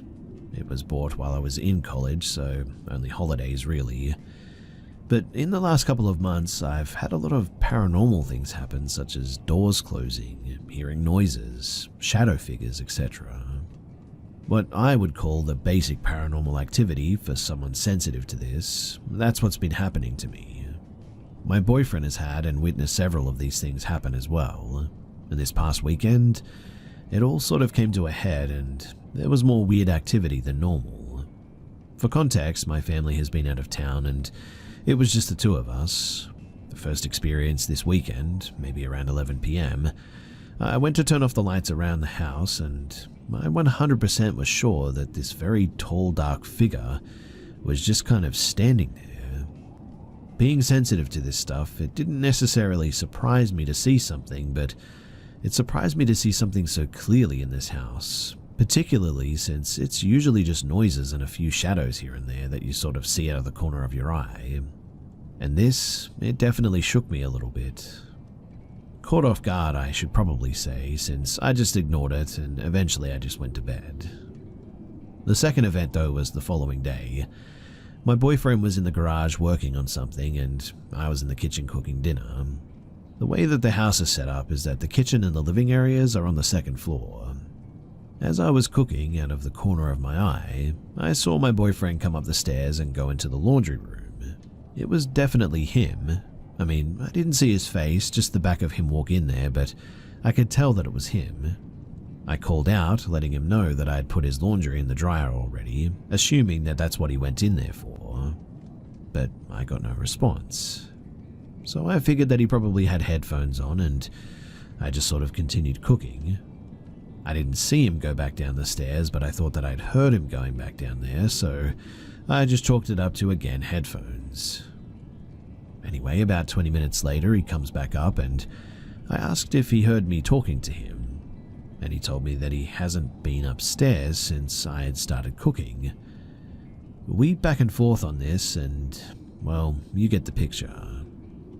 I mentioned both of these events as maybe, well, they're related in some way or something. There isn't too much activity in the house other than what I mentioned, doors closing, weird noises, etc. I've only personally seen shadow figures every so often and just sort of peeking around things in this house. I had never seen something stand before me like that before. My best guess was maybe a mimic. I don't know much about those in particular, but all of this just seems a little bigger than what I had experienced in this house before. I'm wondering if maybe someone has some insight about, well, what could possibly be going on here, why all of a sudden, why it's ramping up seemingly, and also if there's anything that I can do about it.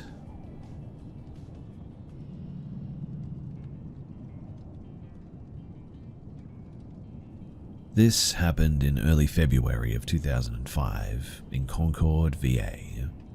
I wasn't a true believer until, well, I saw what I saw. Even though it was almost 20 years ago now, it's something that I think about often. It literally changed my whole life in the matter of 5 seconds.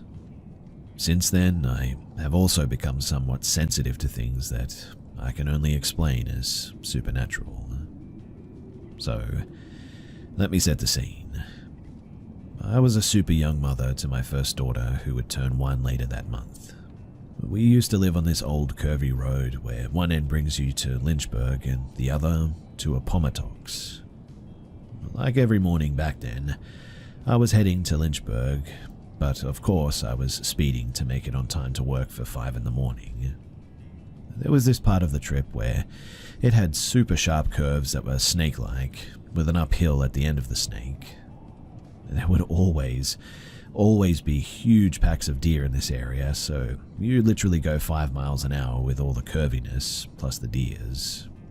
This strip of road didn't have any houses for at least 3 miles each way as well. Now, even though it was 20 years ago, I still remember every single little detail of this moment.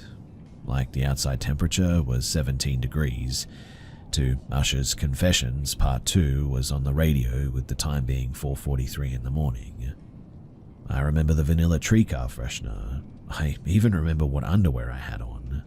Maybe that's too much information, but it's just kind of crazy that I even remember that stuff. In any case, I was speeding until I got to the stop of the snake and slowed to a basic crawl. But as I was entering the top of the snake, Usher started coming in and out of the speakers while my whole dash was slowly sort of dimming. Of course, I had a bit of a mini panic attack, thinking that my car was dying, but was confused because I still had plenty of power when I stepped on the gas. But by the second curve, I got the most intense feeling that I have ever had. I can only explain it as pain, sadness, fear, coldness, and just the feeling of being utterly lost. All I could do was bawl my eyes out, like a full-grown woman crying like a baby. And as I reached my last curve before the uphill, I saw him. I saw him leaning against the hill that was right next to the road. I first noticed his bare feet with his grey tattered pants. My first thought was, wait, it's the middle of winter. Where are this guy's shoes?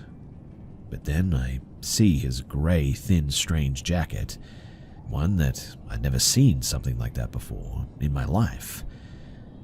As I slowly made my gaze to his face, I realized suddenly that he didn't have a face, but rather just a shadow.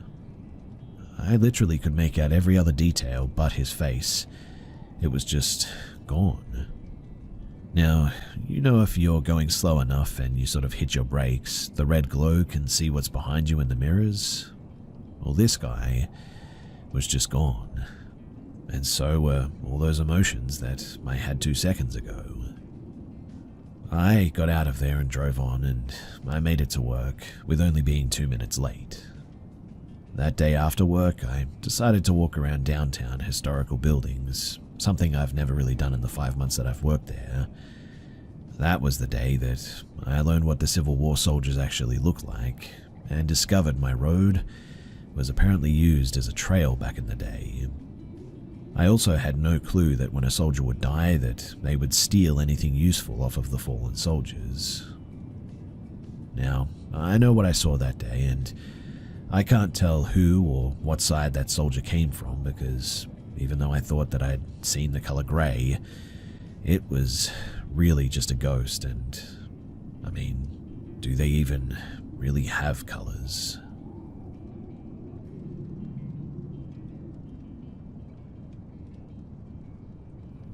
I've lived on this property since I was 2 years old, and when I was little, I thought that it was normal to play with people who weren't really there. I thought that it was normal to play with people who weren't really there. I guess I chalked it up to being what imaginary friends meant.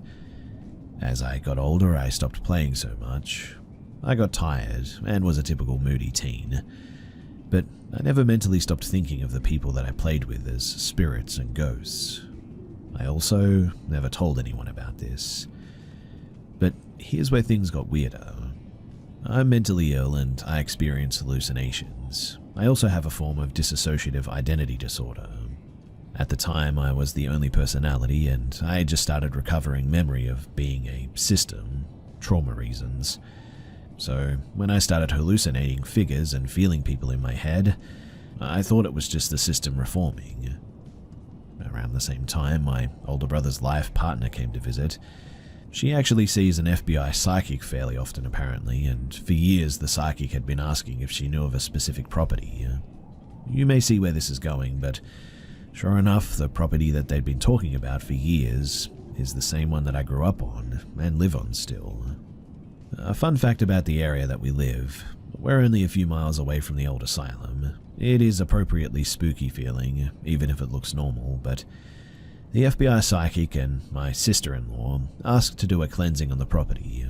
So the whole family ends up working out there where the corners of our property are and bringing containers of salt there. Sister-in-law warns us that we might feel weird that night as they do the cleansing.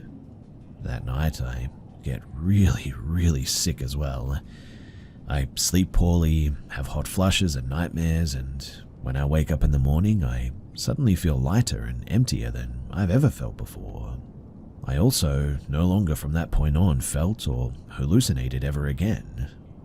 I spent the entire morning trying to wrap my head around the idea that my brain was apparently haunted or something. We later heard from the psychic and my sister-in-law that our property became a place of solace for spirits from the asylum apparently, and they helped the spirits move on to heal.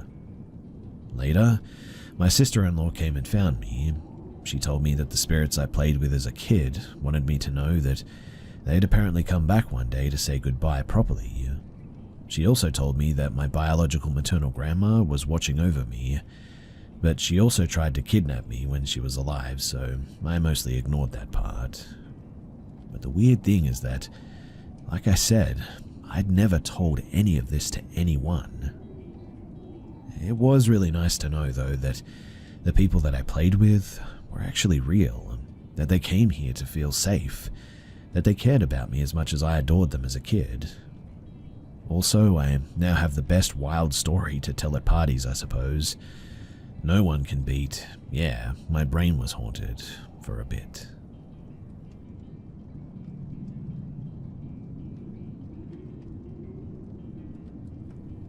I've been on the fence about these experiences as I just cannot explain them. There's probably a reasonable explanation for some of them, but as they started happening more frequently, it became kind of a commonly discussed topic between me and my co-workers. So for context, I worked at a pet store. The store was quite large, and the building was decently old. I was frequently put on the closing shift, which meant that it was just me and one other person for the last hour in the store. The last half an hour was always closed to customers, as we used that time to clean up and count the tills and all that. We'd always heard little thumps around the store that sounded similar to footsteps, but I always brushed that off as the ventilation and the animals in the store. Me and my one co-worker, Amy, would always joke about the place being haunted. Things started getting less explainable though, when my manager told us one of her experiences. One day we were short-staffed, so it was just 4 of us running the store. Me and the other 3 were all up near the cash register and my manager was in her office. The bathroom and the office are right next to each other, and you can hear pretty clearly any conversation being held in the office from that bathroom. My manager had gone into the bathroom, and when she came out, she came up to the cash register and asked if anyone had just been in the office. Obviously we hadn't. She looked concerned though, and told us that she had heard someone talking to her dog and calling his name, but there had been nobody in the office at the time with him. That was when things really started getting strange too. Not long after that, we had switched to holiday hours, so me and Amy had to stay in the store for an extra hour and a half alone. That was fine though. I mean, we always had fun as barely anybody would come in, so we would honestly just chat, buy snacks, and just hang out around the store. But one night, we decided to do a little ghost hunt.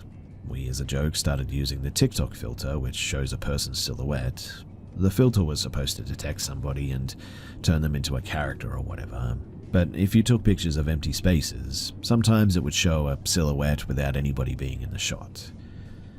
We messed around with that for a little while, and took some pictures which showed 2 faceless people standing in the aisle in front of us.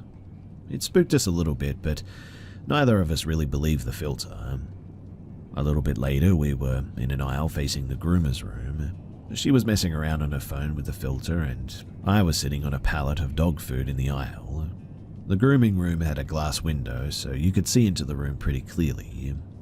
Out of the corner of my eye, I saw a blackish-grey circular orb quickly float down from the top of the corner of the grooming room and disappear halfway down. It was very quick, and I wasn't quite sure what I had seen, so I didn't mention it to Amy. We sat there in silence for a couple of moments, and she broke the silence with, "Did you just see that?" I was still skeptical, so I asked her what she had seen, and she said that it was some kind of grey orb. I got chills and quickly got 2 pieces of paper from the till and said, "Okay, I'm going to draw what I saw, and you draw what you saw, and we'll compare after." We drew the same odd shape that we had seen, and for the rest of the night, we were pretty spooked. I'm not sure if there's an explanation for that, but it definitely had us both a bit scared. The only other thing that happened in that store was when the power went out and we were all stuck waiting for it to come back on with the store closed. We had quickly run out of work to do, so we were all sort of hanging out with the manager, goofing around. We decided to open up one of the UV lights that we had on the shelf and look around the store for fun. The flashlight didn't have any batteries, so me and the manager went back into the office to get some. When we went into the office, we heard a distinct banging in the ceiling, which stopped us both. The power had been out for a couple of hours at that point, so we didn't know what we were hearing. We both stood there for a second listening to it. She spoke up asking me, "What is that?" and the noise abruptly stopped. We didn't hear it again after that, and we grabbed the batteries and went back out into the sales floor. I guess I just wanted to share my experiences at my old job, as weird as they are. The activity became really quiet when Amy quit for some reason.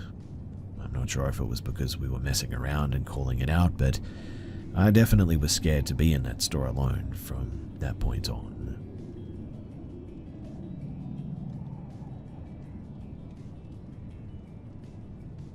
When I was an angsty teenager, I moved in with my mother and stepdad to escape a, less than desirable situation. Because of the move, I was enrolled in a new school. This school was located in one of the sketchiest neighborhoods in the city. Everyone who resided in that area was relatively low income, my family included. We had a rec center near the school that was a hotspot for, let's call them undesirables, which was primarily teenage boys wandering over from the nearby high school to catcall the girls. Lunchtime was my favorite. I loved going outside for chow and having sweaty teenage boys ask for the nasty. Anyway, during my time at my terrible school, I made an array of friends. However, there was one person who became my best friend. Her name was Blondie. She and I got along like, what's a negative connotation? I was a people pleaser, I guess, and she took advantage of that. Blondie was nice enough, I suppose, but she was problematic. Regardless, we were fast friends and thus began our very short-lived friendship. Over the school year, she mainly came over to my house since I was an only child. We usually had the house to ourselves while my folks were at work. However, she finally invited me to her house around the middle of the school year. I was super excited. I'd always wanted to meet her family since they were all such an enigma. Blondie wasn't one to divulge information about her home life.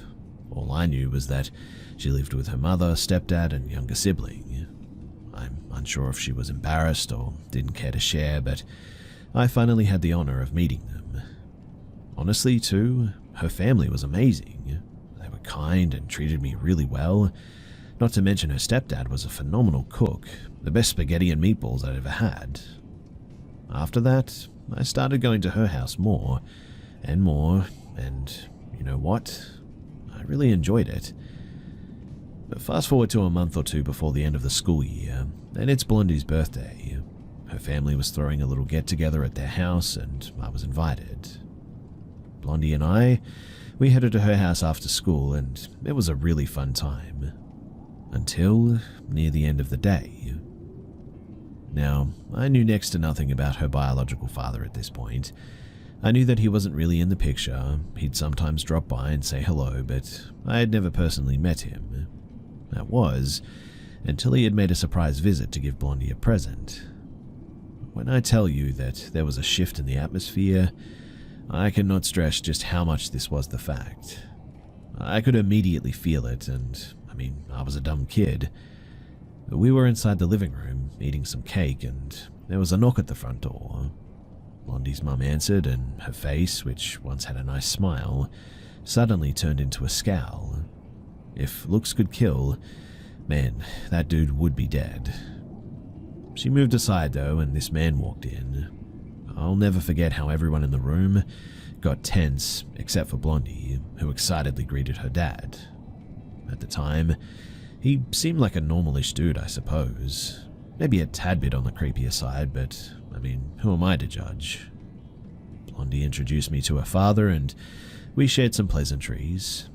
At one point, I was invited to get some ice cream with them the following day, which I accepted. I was getting free ice cream. Of course I was going to say yes. He eventually left, and we all got back to eating cake. I had honestly forgotten about the visceral reaction everyone had upon seeing him. Who knows, too? Maybe if I had remembered, I would have said no. Anyway, the following day rolled around, and I went for ice cream with Blondie and her dad. I cannot remember much from that day, other than him asking me if I had a boyfriend or a girlfriend, which seems innocent enough, I suppose, but the way he asked it made me feel a bit weird. I honestly cannot remember much from any of the other encounters with this man. Nothing really jumps out to me. I know that I went out with him and Blondie a few more times before my family moved to another city, and we lost touch. Fast forward a few years, and I'm attending college. I had managed to stay in contact with one person from my middle school days. Her name was Teddy. She had reached out to me one day, asking if I wanted to go and see a movie, which I happily accepted. I was pretty deep into the big sad at that time, and I needed a pick-me-up. A film with an old friend was just what I needed, I thought.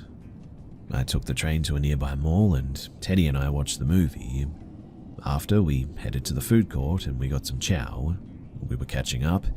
It had been a couple of years since we last saw each other, when Teddy suddenly perked up. She asked me if I heard about Blondie's father, to which I said that we hadn't been in contact since I had moved. Teddy's face lit up, and she told me the most mind-blowing story my little brain had ever heard. She informed me that Blondie's father had murdered a woman, apparently. Now, before I continue, she was going based on word of mouth while she was telling me all of the details. Teddy had no news articles or police reports to back her story up. She was told by a friend who heard from someone else apparently, and so on and so forth. But what she told me in the end wasn't actually far from the truth.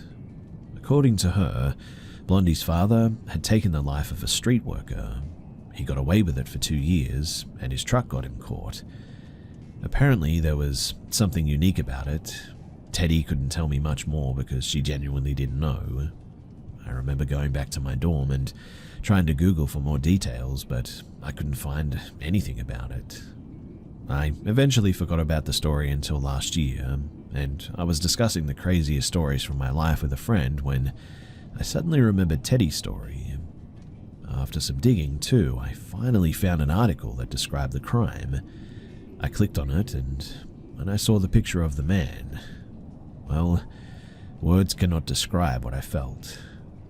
Everything Teddy had told me was true, but it was so much worse than what she and I thought. Out of respect for the victim and her family, I won't describe what he did, but he was arrested 3 years after he had taken her life. I can't find any information about how he was caught, but it had something to do with his truck. He was charged with manslaughter, he took a plea bargain and indignity to a body and only served 7 years of his 14-year sentence. He had served half already because he was in custody during the trial. I looked him up again not too long ago and I learned some unsettling information which prompted me to share this here. He was released from prison a few months ago, and guess what he did? He killed another woman. From what I've heard, it had similarities to the other murder he committed. This time around, he's charged with second-degree murder and indignity to a body. There's unfortunately still not a lot of information about the second woman, but both of his victims were mothers. They both were cruelly taken from this world, and I still cannot wrap my mind around all of this. I mean, I met this monster. I was best friends with his daughter. I don't think I was personally in any danger, but the fact that I met someone capable of such heinous crimes, it honestly scares me. I can't even begin to imagine just how Blondie must have felt after learning of her father's crimes. Anyway, I apologize for being a bit vague regarding the crimes, but again, I don't want to disrespect these people. I know some of you really want to know everything, but it just didn't feel right to share their story, especially since it had little to do with me. I mean, I was just the schmuck that was friends with the daughter. Also, I would like to provide more information about how Blondie is, but I cannot remember her last name for the life of me. She doesn't share the same one as her dad, so I really have no way of finding her or contacting her. But regardless, if you've made it this far, then thanks for listening.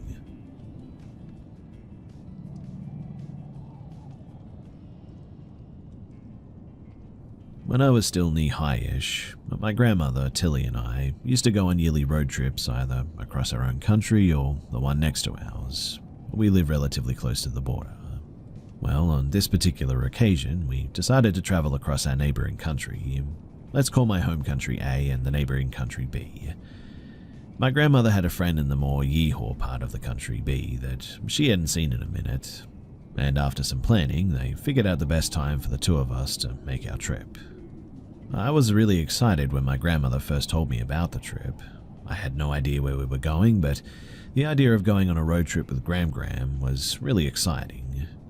I fast forward a few months and we finally hop in the car and head off on our merry way. The trip would take about a week and my grandmother wanted to see all the neat stuff along the way. traveling with a child such as myself required a lot of pit stops as well. I wasn't necessarily a bad traveling companion, but I just had a small bladder at the time.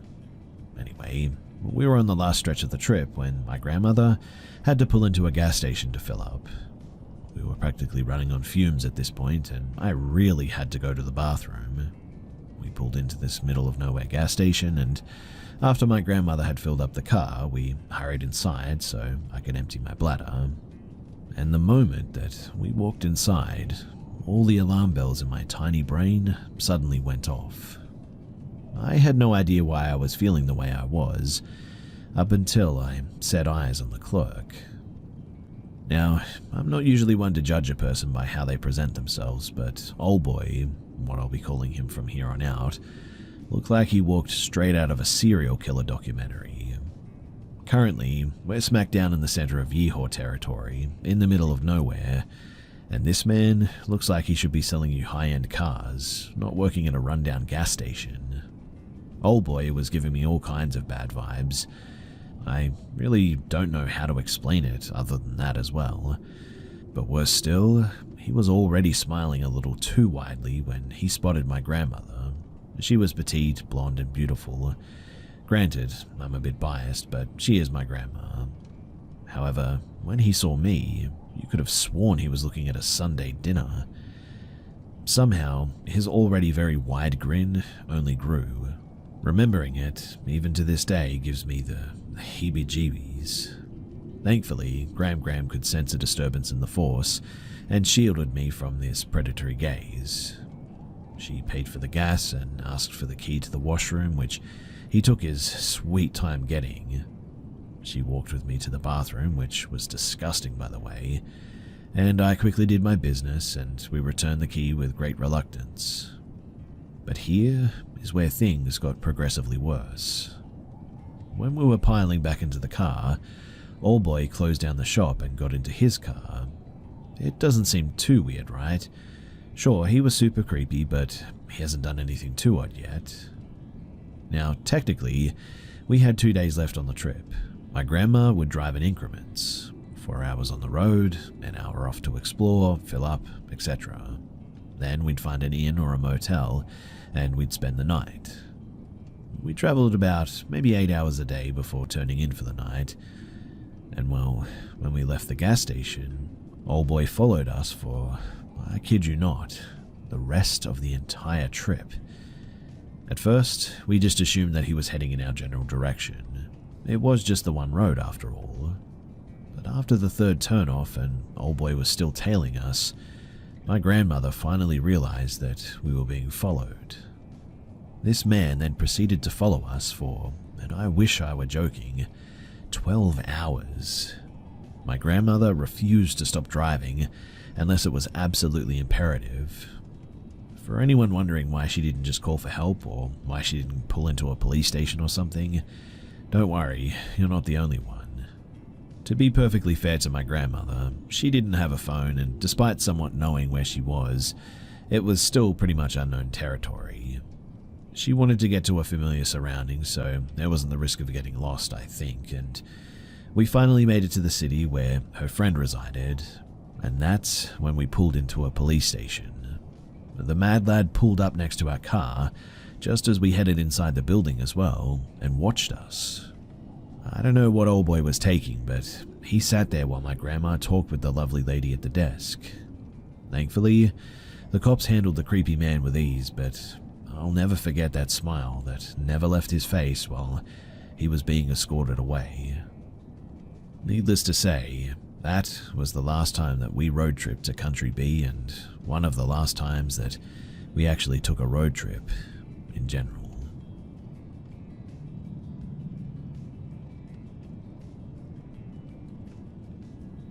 So, the other day, leaving my friend's house, I accidentally backed into a brick mailbox. My bike rack hit the mailbox, so my car was okay, but completely demolished the mailbox. No big deal though, right? That's why we have insurance. I went to the neighbor and told them what happened and gave them my insurance details, phone number and name. All I got was his first name, but from the get-go, this dude was pretty creepy. He kept hitting on me, trying to date me, specifically trying to feed me. I left on my drive to my mum's. I'm attending out-of-state college and parents are divorced. And the guy I backed into, Robert, began to text me and call me. He was insistent that it was better for both of us to just pay out of pocket for the mailbox, sending me links to companies that could fix it for like $500, and demanding that I go on a date with him so I could give him the cash for the repair and he could feed me. I don't know what his deal with food was, but I declined everything but started to get annoyed by his constant texts and calls. Finally, after 2 days of it, with my responses only, "Please contact my insurance," I sent him a text saying that he was harassing me at this point. I blocked him, but he made a new number and threatened to report it as a hit and run to the police. I'm in law school, okay, and this was not a hit and run. I blocked the second number, and then he used a new number to ask me if I wanted him to send a screenshot or a video of the accident to his insurance. I admit, this made me angry. I called this number and dug my nails so hard into my thigh that I drew blood as he threatened reporting things, asking me on a date, and trying to entice me to just pay cash. I finally screamed at him to get lost and to never contact me again. My dad heard me and was upset that I said that to someone that I was in an accident with, and that I said that to a guy who thought that I was cute and just wanted a date. And then I blocked the third number. Next day, he reaches out again to tell me that I gave him the wrong policy number. I told him that I didn't, but he then said that it would be easier to pay cash, that I was the problem, etc. He was talking to his insurance, I guess, and began trying to validate my info. He had my mum's name, address, and phone number. I verified it, told him to not contact me again, and blocked his new number. The next morning, super early, I get a text basically saying that he finished the claim and I was awful for making it harder than it needed to be by going through insurance and not going on a date with him. He then included, "You're so beautiful and ugly at the same time. Don't take risks. Stay on the good path. Goodbye." At this point, I got a little bit scared because this was the fifth number that I had to block. Then at midnight, he texts me, "Are you up? I know where you live. Don't try and screw me over on insurance. I'll report you as a hit and run. You should have just gone on the date with me." I took the phone to my dad, showed him the text, and I filled him in. My dad, a pretty scary dude, then calls the guy. He answered, "Shoot, I knew you were into me, but do you want to come over?" My dad got pretty mad at that. He said that he was going beyond harassment, that this was his final warning to not contact me, that he didn't care how he reported it, etc. Robert began saying that I came on to him and offered sex as payment, invited him to my house and was horny or whatever. Instantly, we blocked him, police were contacted, insurance was notified, all that stuff. Next day, I talked to insurance, protective order was filed, got another text telling me that I shouldn't have involved police, blocked the seventh number, notify police, go to stay at my dad's place because dude doesn't have this address. My dad is a very tall and very scary dude who loves his Second Amendment. But late last night, watching Star Wars with my dad and older brother, the doorbell rings. Dad goes to see who it was, and I kid you not, it was Robert with a trash bag filled with things that I apparently left at his house. At this point, I call the police. My dad goes ballistic, all the things. Police came and they arrest the guy. The bag? Well, it was filled with lingerie, a knife, lip balm, and a Dita Von Tess fetish book. I just met with an attorney and, plot twist, the guy doesn't own the house. He is actually an illegal immigrant, is married, and is also being deported. I feel awful that he's being deported, but I genuinely think that he wanted to, well, assault me or perhaps kill me or something. I go back to school in a few days and I'm actually pretty terrified that he or someone else will follow me there.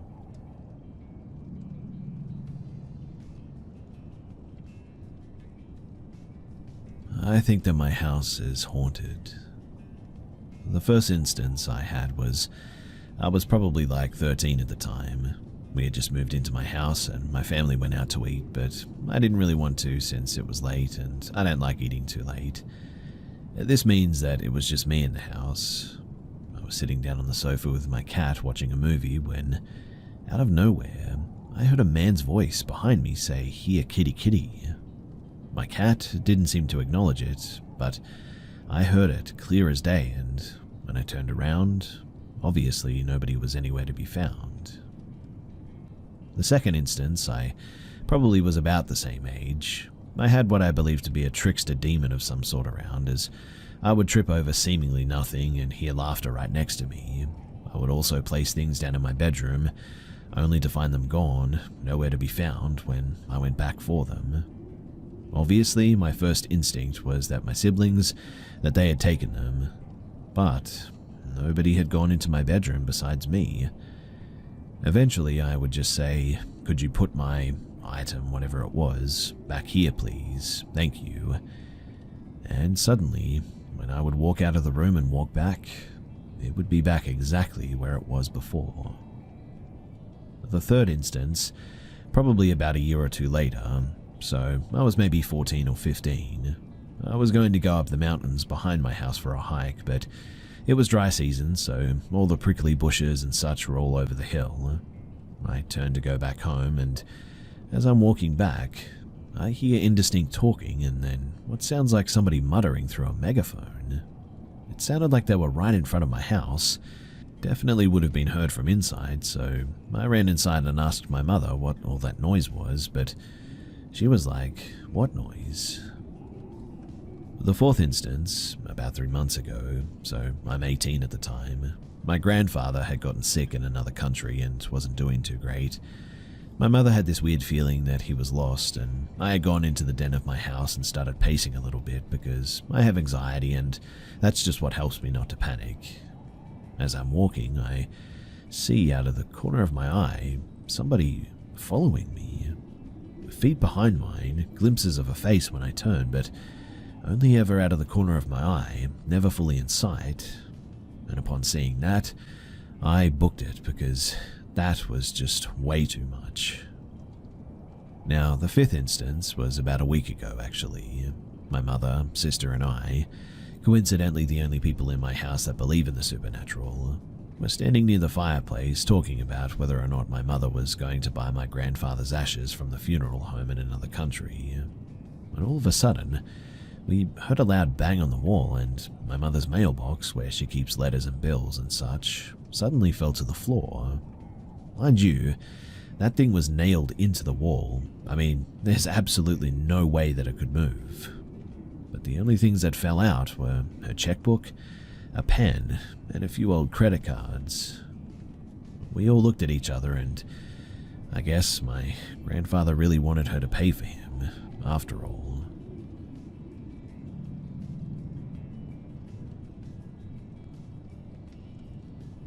So, I've just moved into this house with my husband almost a month ago.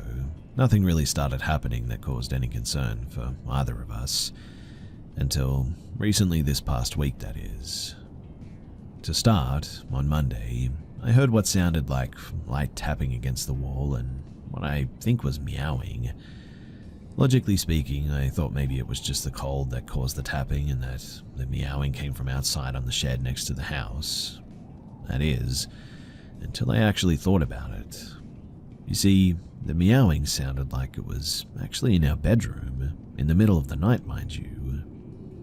On Tuesday, I get the most uncomfortable feeling of being watched, even though I'm alone and my husband is at work. The feeling of even being chased up the stairs. At night, it was like something had hit the trash bag downstairs, and then it sounded like something running up. On Wednesday, I woke up at night from a noise of some kind. It sounded like someone was slamming the edge of a credit card or something on my bathroom counter, which is just outside of my bedroom door. This continues for like 30 to 40 minutes until suddenly it just stops. I peek into the hallway just to make sure that I'm not hearing things and possibly seeing things either.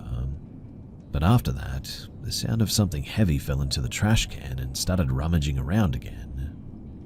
And today, Thursday, possibly one of the creepiest things that has happened so far, and I know that I'm not going crazy. So, my husband and I were downstairs making breakfast, and I was telling him about what had happened last night. While we were talking, we both went quiet, and I looked at him as if I was terrified because it was the sound of the credit card again, but this time it was in the coat closet, not in the bathroom. Fast forward a few hours when he goes to work and the sound of somebody slamming into my downstairs bathroom takes place. Then came the knocking, around 5 of them. Not continuous, but definitely semi-frequent. I've been extremely jumpy since all of this started happening, and honestly, I just don't know what to do.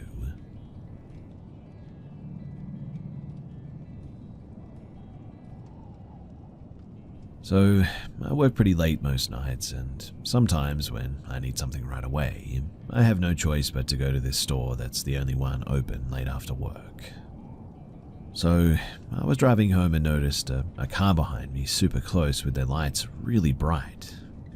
I thought that it was a cop at first, but made a turn and no, it was a small black sedan. Okay, that's a bit weird. I kept going my usual route and start noticing this car's flashing their brights behind me over and over again while following me my whole route home. I know that I didn't drop anything because all I brought in the store were my keys and phone for Apple Pay. The trunk wasn't open or anything either. I was seriously getting weirded out, so I made a fast turn and started going 60 on this back road that I didn't even care about cops anymore. In fact, I actually wanted to be pulled over at this point.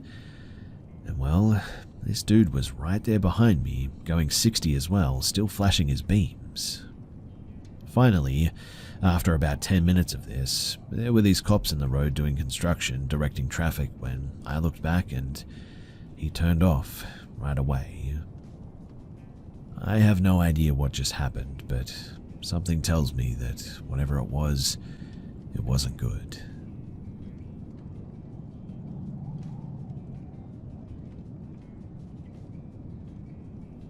I've had my fair share of dealing with creeps and weirdos in life.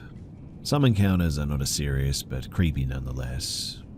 But a few years ago, when I was living in Los Angeles, California, I lived next door to a mortuary. Tons of creepy energy from here alone. And right behind my house was a halfway house full of ex-cons, drug addicts, alcoholics, etc. The house was 2 stories and overlooked my backyard. They would play loud rock music early in the mornings, and some of them would sit in the window upstairs to smoke as well. There was one guy in particular, though, who smoked a lot. Almost every other hour, I would see him taking drag after drag from his cigarette, watching my backyard intently. He looked sort of young, I guess, maybe early 30s. He had greasy black hair that I guess he attempted to cut and tidy up somewhat, and scabs or marks all over his colorless face. He also wore black, thick-rimmed glasses. He had a deranged, sort of psychotic energy, but he wasn't aggressive by any means. Hard to describe. I'm not one to judge anyone in his position, but the way that he would always watch my house and anyone that would come outside to the backyard, it was disturbing to say the least. After a while, I would stop coming out back. He would always be up there, wild, unblinking eyes watching me as I walked around. He never spoke or made a sound, he just sort of watched. One day, though, I was watching movies with my family in the living room. The living room of that house led into the backyard. There was a window behind one of our couches that faced directly outside. We had the blinds and the windows open, and it was a warm night, sometime in the summer. I was sitting on the couch with the window directly behind me when I thought that I heard something outside, but I wasn't sure. For some reason, I turned around to look out the window, though, and there he was. He was shirtless. I could see scabs all over his upper torso. His eyes were wider than normal. They had a sort of sick, perverted look to them. There was no cigarette or smoke that I could see. His hands were down, out of view. I think he was even nodding his head a little bit, but we stared at each other for a short few seconds before I abruptly closed the blinds and silently continued to watch the movie. I don't think that my family noticed this, and to be honest, I don't know why I didn't speak up, but I had trouble sleeping that night, knowing that he was still over there. Luckily, I don't live in that neighborhood anymore.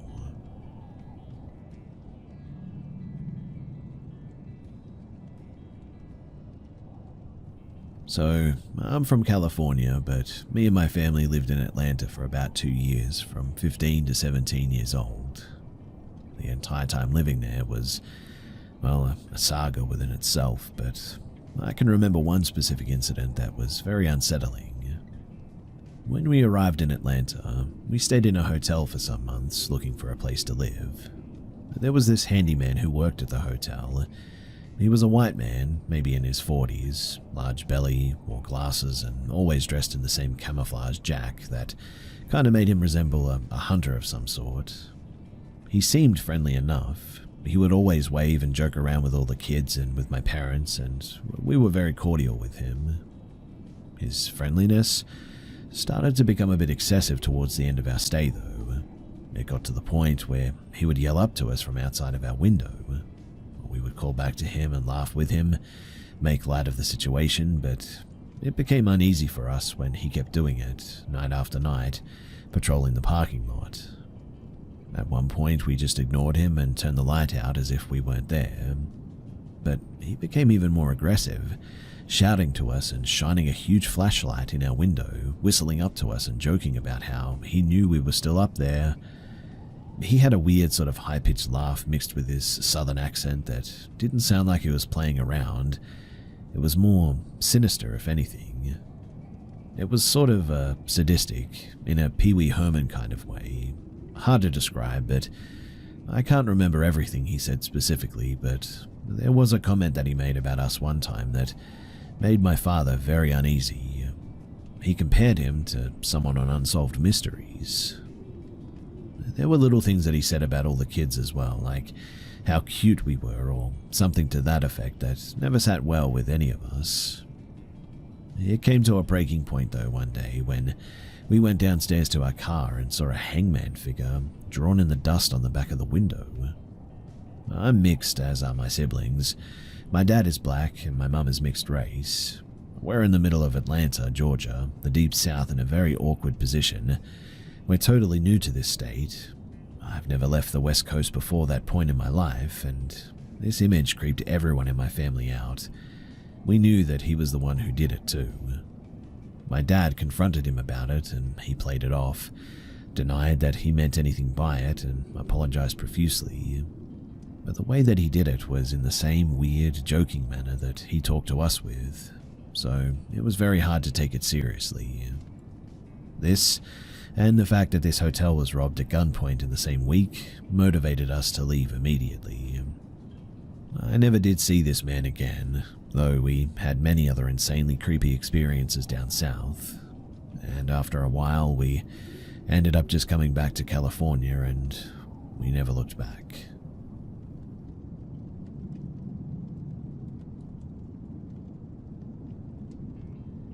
I have hundreds of stories from my father about paranormal encounters that he's had, but he has 2 of them concerning what I believe to be skinwalkers. Both of these take place in the southeast during the late 80s or 90s. To begin with, my dad is Native American and spent a lot of his childhood and early adulthood out in the middle of nowhere. Now, the first one, my dad was walking around in the woods of a reservation with his friends.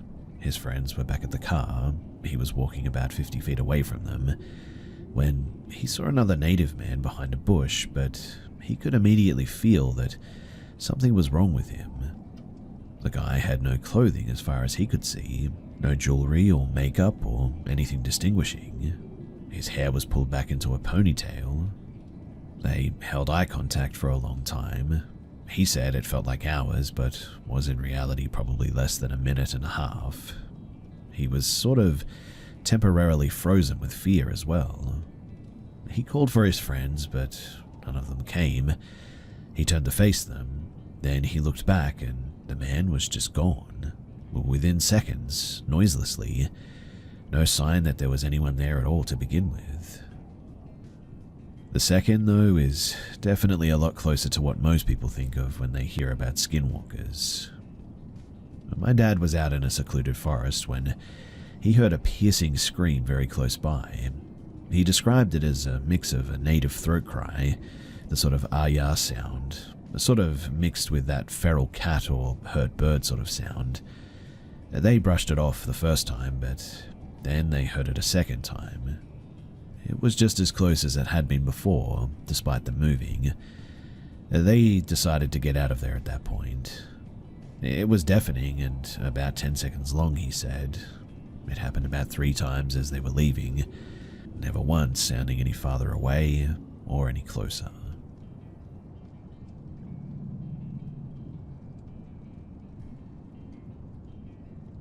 When I was 18 to 19, I was living on my own for the first time. As a freshman in college, our days consisted of going to class in the mornings, then getting Chipotle, then going back to the apartment and smoking weed for the rest of the day or night. It was nearly every single day that we did this. Actually, no, not even nearly. That was literally exactly what we did every single day. Me and my roommate, his name was James, had a close friend from high school who would stay with us often. His name was Tyler. Tyler would come over to smoke at our apartment pretty regularly, since we had a safe place to do it away from his parents' house where he was living at the time. One night, Tyler was over and we were smoking per usual, and decided to go walk around the apartment complex. It wasn't late, maybe 8 p.m., but as we were walking, a pair of guys who looked to be a little older than us approached and asked us if we had any weed. James, the dullard of the group, immediately said something along the lines of, "Yeah, we could get you some." Tyler and I were already in the process of saying no when he said that to them, as we lived in a state where you actually had to be really careful about weed. Next thing we know, James has invited the 2 guys into our apartment to smoke with us, and this despite our discontent. Remember too that we're 18 and 19 at the time, high and just as stupid as anyone could be. Anyway, the 2 guys come into the apartment, we smoke, and the whole time they're just being sort of weird. One of the guys keeps making jokes that he's an undercover cop, saying stuff like, "Notice how I'm not inhaling all the way? Undercover cops can smoke weed, but as long as they don't inhale, then it's fine." Now, in retrospect, these guys were just a little older than us and were totally messing with us by saying stuff like that. But it freaked Tyler and I out a lot. So much so that after the 2 guys left, we insisted on going and hiding our bags of weed before the inevitable police raid rained down on us. A quick disclaimer here, I know that we were stupid for actually thinking that they were cops, but we didn't know any better at the time. We were paranoid and all we could think about was the possibility of getting a misdemeanor weed conviction, which carried a $1,000 fine and a 1-year probation. Well, those 2 guys do not end up being the creepy part of the encounter. You see, Tyler and I, in a state of weed-induced paranoia, decided to go and hide our backpack full of weed in the woods outside of the apartment complex until we could confirm that our apartment would not be raided. By this point, it's probably about 1:30 in the morning. We set off on our journey into the woods, hide the weed, and identify a few landmarks to ensure that we can find it again. Because, Lord forbid, we lose even an ounce of weed, right? We feel a lot better after hiding the evidence, and set back towards the apartment. We re-enter the complex and are walking along jovially towards my unit. As we're rounding the corner to my building, I then hear the sound of pant legs of athletic pants sweeping together as if somebody is running. No, sprinting up behind us. Before we can even turn around, we hear a deep voice yell from behind, "Get on the ground." I turn around long enough to see a masked man pointing a pistol right at us. We both immediately hit the deck as he screams at us to give him all of our money. Needless to say, we were 18 years old and weren't exactly carrying large amounts of cash on us. But we emptied our pockets, although all we had were our cell phones and empty wallets. He became increasingly angry and told us to get up and face away from him. Now, this was obviously already a scary situation, but this is when it got extremely terrifying for both of us. Just a couple of days before this, 2 teens had been brutally murdered in our area in the same fashion, forced to face away from their killer, and ultimately shot execution style in cold blood. And they hadn't caught the guy yet. It was all either of us could think about in that moment, as it was a highly publicized crime that everyone in our area had heard about. I know that I'm totally outing my general location right now, but I know people are going to want to know what case I'm referring to. Plus, neither of us live in that area anymore, or even that state. So look up Jeffrey Hazelwood murders online for more context. But there is a happy ending to this, because the guy proceeds to instruct us to walk. He walks behind us all the way to the exit of the apartment complex, and as we exited, we heard the sound of running again, this time away from us. We slowly turn around and realize that he's gone. But we were still so freaked out that we kept walking and called a friend to come and pick us up from a nearby Waffle House. To this day, I'm really glad that only psychologically rather than physically, we were harmed by that ordeal that night. Oh, and by the way, we went back to the woods first thing the next morning and picked up the backpack in order to continue our era of stoner degeneracy.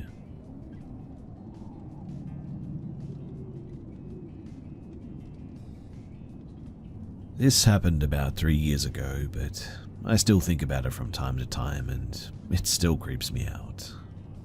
So, I, a 21-year-old male at the time, had just moved into a new apartment on the first floor of a building.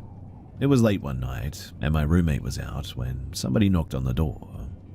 This was not uncommon, as we were in college, and my roommate had friends that would come by to hang out at all hours of the day. I just figured that it was one of his friends, so I get up and I check the peephole. Staring right back at me through the peephole is an eyeball pressed against it, though. Again, though, this is also something that one of our friends might do, just to be funny. I sort of chuckled and opened the door, surprised to see a guy in his mid-20s that I didn't recognize. He was strange as well, to say the least. He was very hyper almost, and immediately launched into a door-to-door salesman type pitch. I can't remember exactly what he was even selling, but it was something about the local university, which I also attended at the time. The whole time he was talking, he kept looking past me into the apartment. He was fidgeting and even standing on his tiptoes to see inside. Still, I just thought the guy was weird and nervous and might not even be all there or whatever. I politely declined to buy anything from him, but he wouldn't take no for an answer. I finally had to be pretty stern in telling him that I wasn't interested. He finally accepted defeat, and as I was closing the door, he put his hand out and stopped the door from closing. Before I can be like, "What the heck, dude?" he smiles at me and says, "I like Mario Kart on Nintendo 64 too." Now, me and my roommate had been staying up late into the night playing Mario Kart 64 in my bedroom for like the past several days before that, but there was nothing that he could see from the apartment entrance that had anything to do with Mario Kart. I was taken aback by that, and trying to add things up in my head, and confusingly asked, "How do you know I play Mario Kart?" He then got super nervous and said, "Oh, I just thought anyone with a couch like that would be into Mario Kart on the Nintendo 64, because, you know, it's like a retro game and that's a retro couch." I mean, what the heck sort of explanation is that, right? Then he was like, "Oh, okay, bye," and literally scurried away. I shut the door and I locked it. I start trying to put the pieces together on how he could have known that, because obviously it wasn't because of my grandma's old couch. Remember too that it's a first floor apartment that backed up to the woods. My roommate got home shortly after that, and I immediately tell him about the encounter. He was freaked out too, and so we started investigating. At first, it seemed as if there was no way to even see inside my bedroom. I mean, my blinds were always down. We went outside and tested it and found that the only way to see inside would have been if you had your face right up against the window, and even then you kind of had to crouch and close one eye just to get a glimpse of the inside. A couple more creepy details as well is that my window was over a balcony, and the Nintendo 64 console itself was stored inside of the TV stand and wasn't even visible, which means that you'd only be able to see while we were actively playing, which we never did until we were a little bit stoned and it was like 2 a.m. So basically, this creep had been jumping the railing to our balcony, pressing his face against my window, and watching us play Mario Kart in the middle of the night for who knows how long. I never did see that guy again, but needless to say, I was pretty paranoid for a while after that. I constantly checked my windows and woke up in the middle of the night paranoid that he was standing just a couple of feet away, watching me sleep. It was just a very unsettling encounter, I guess. I'm glad that nothing more ever really came of it and that I never saw him again, but I have always wondered exactly what his motives were.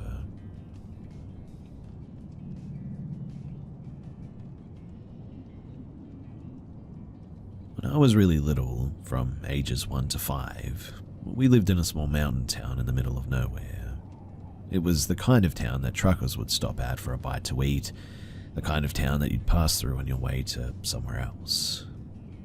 We had moved into our house shortly after I was born, and the woman who had lived there previously swore that the house was haunted.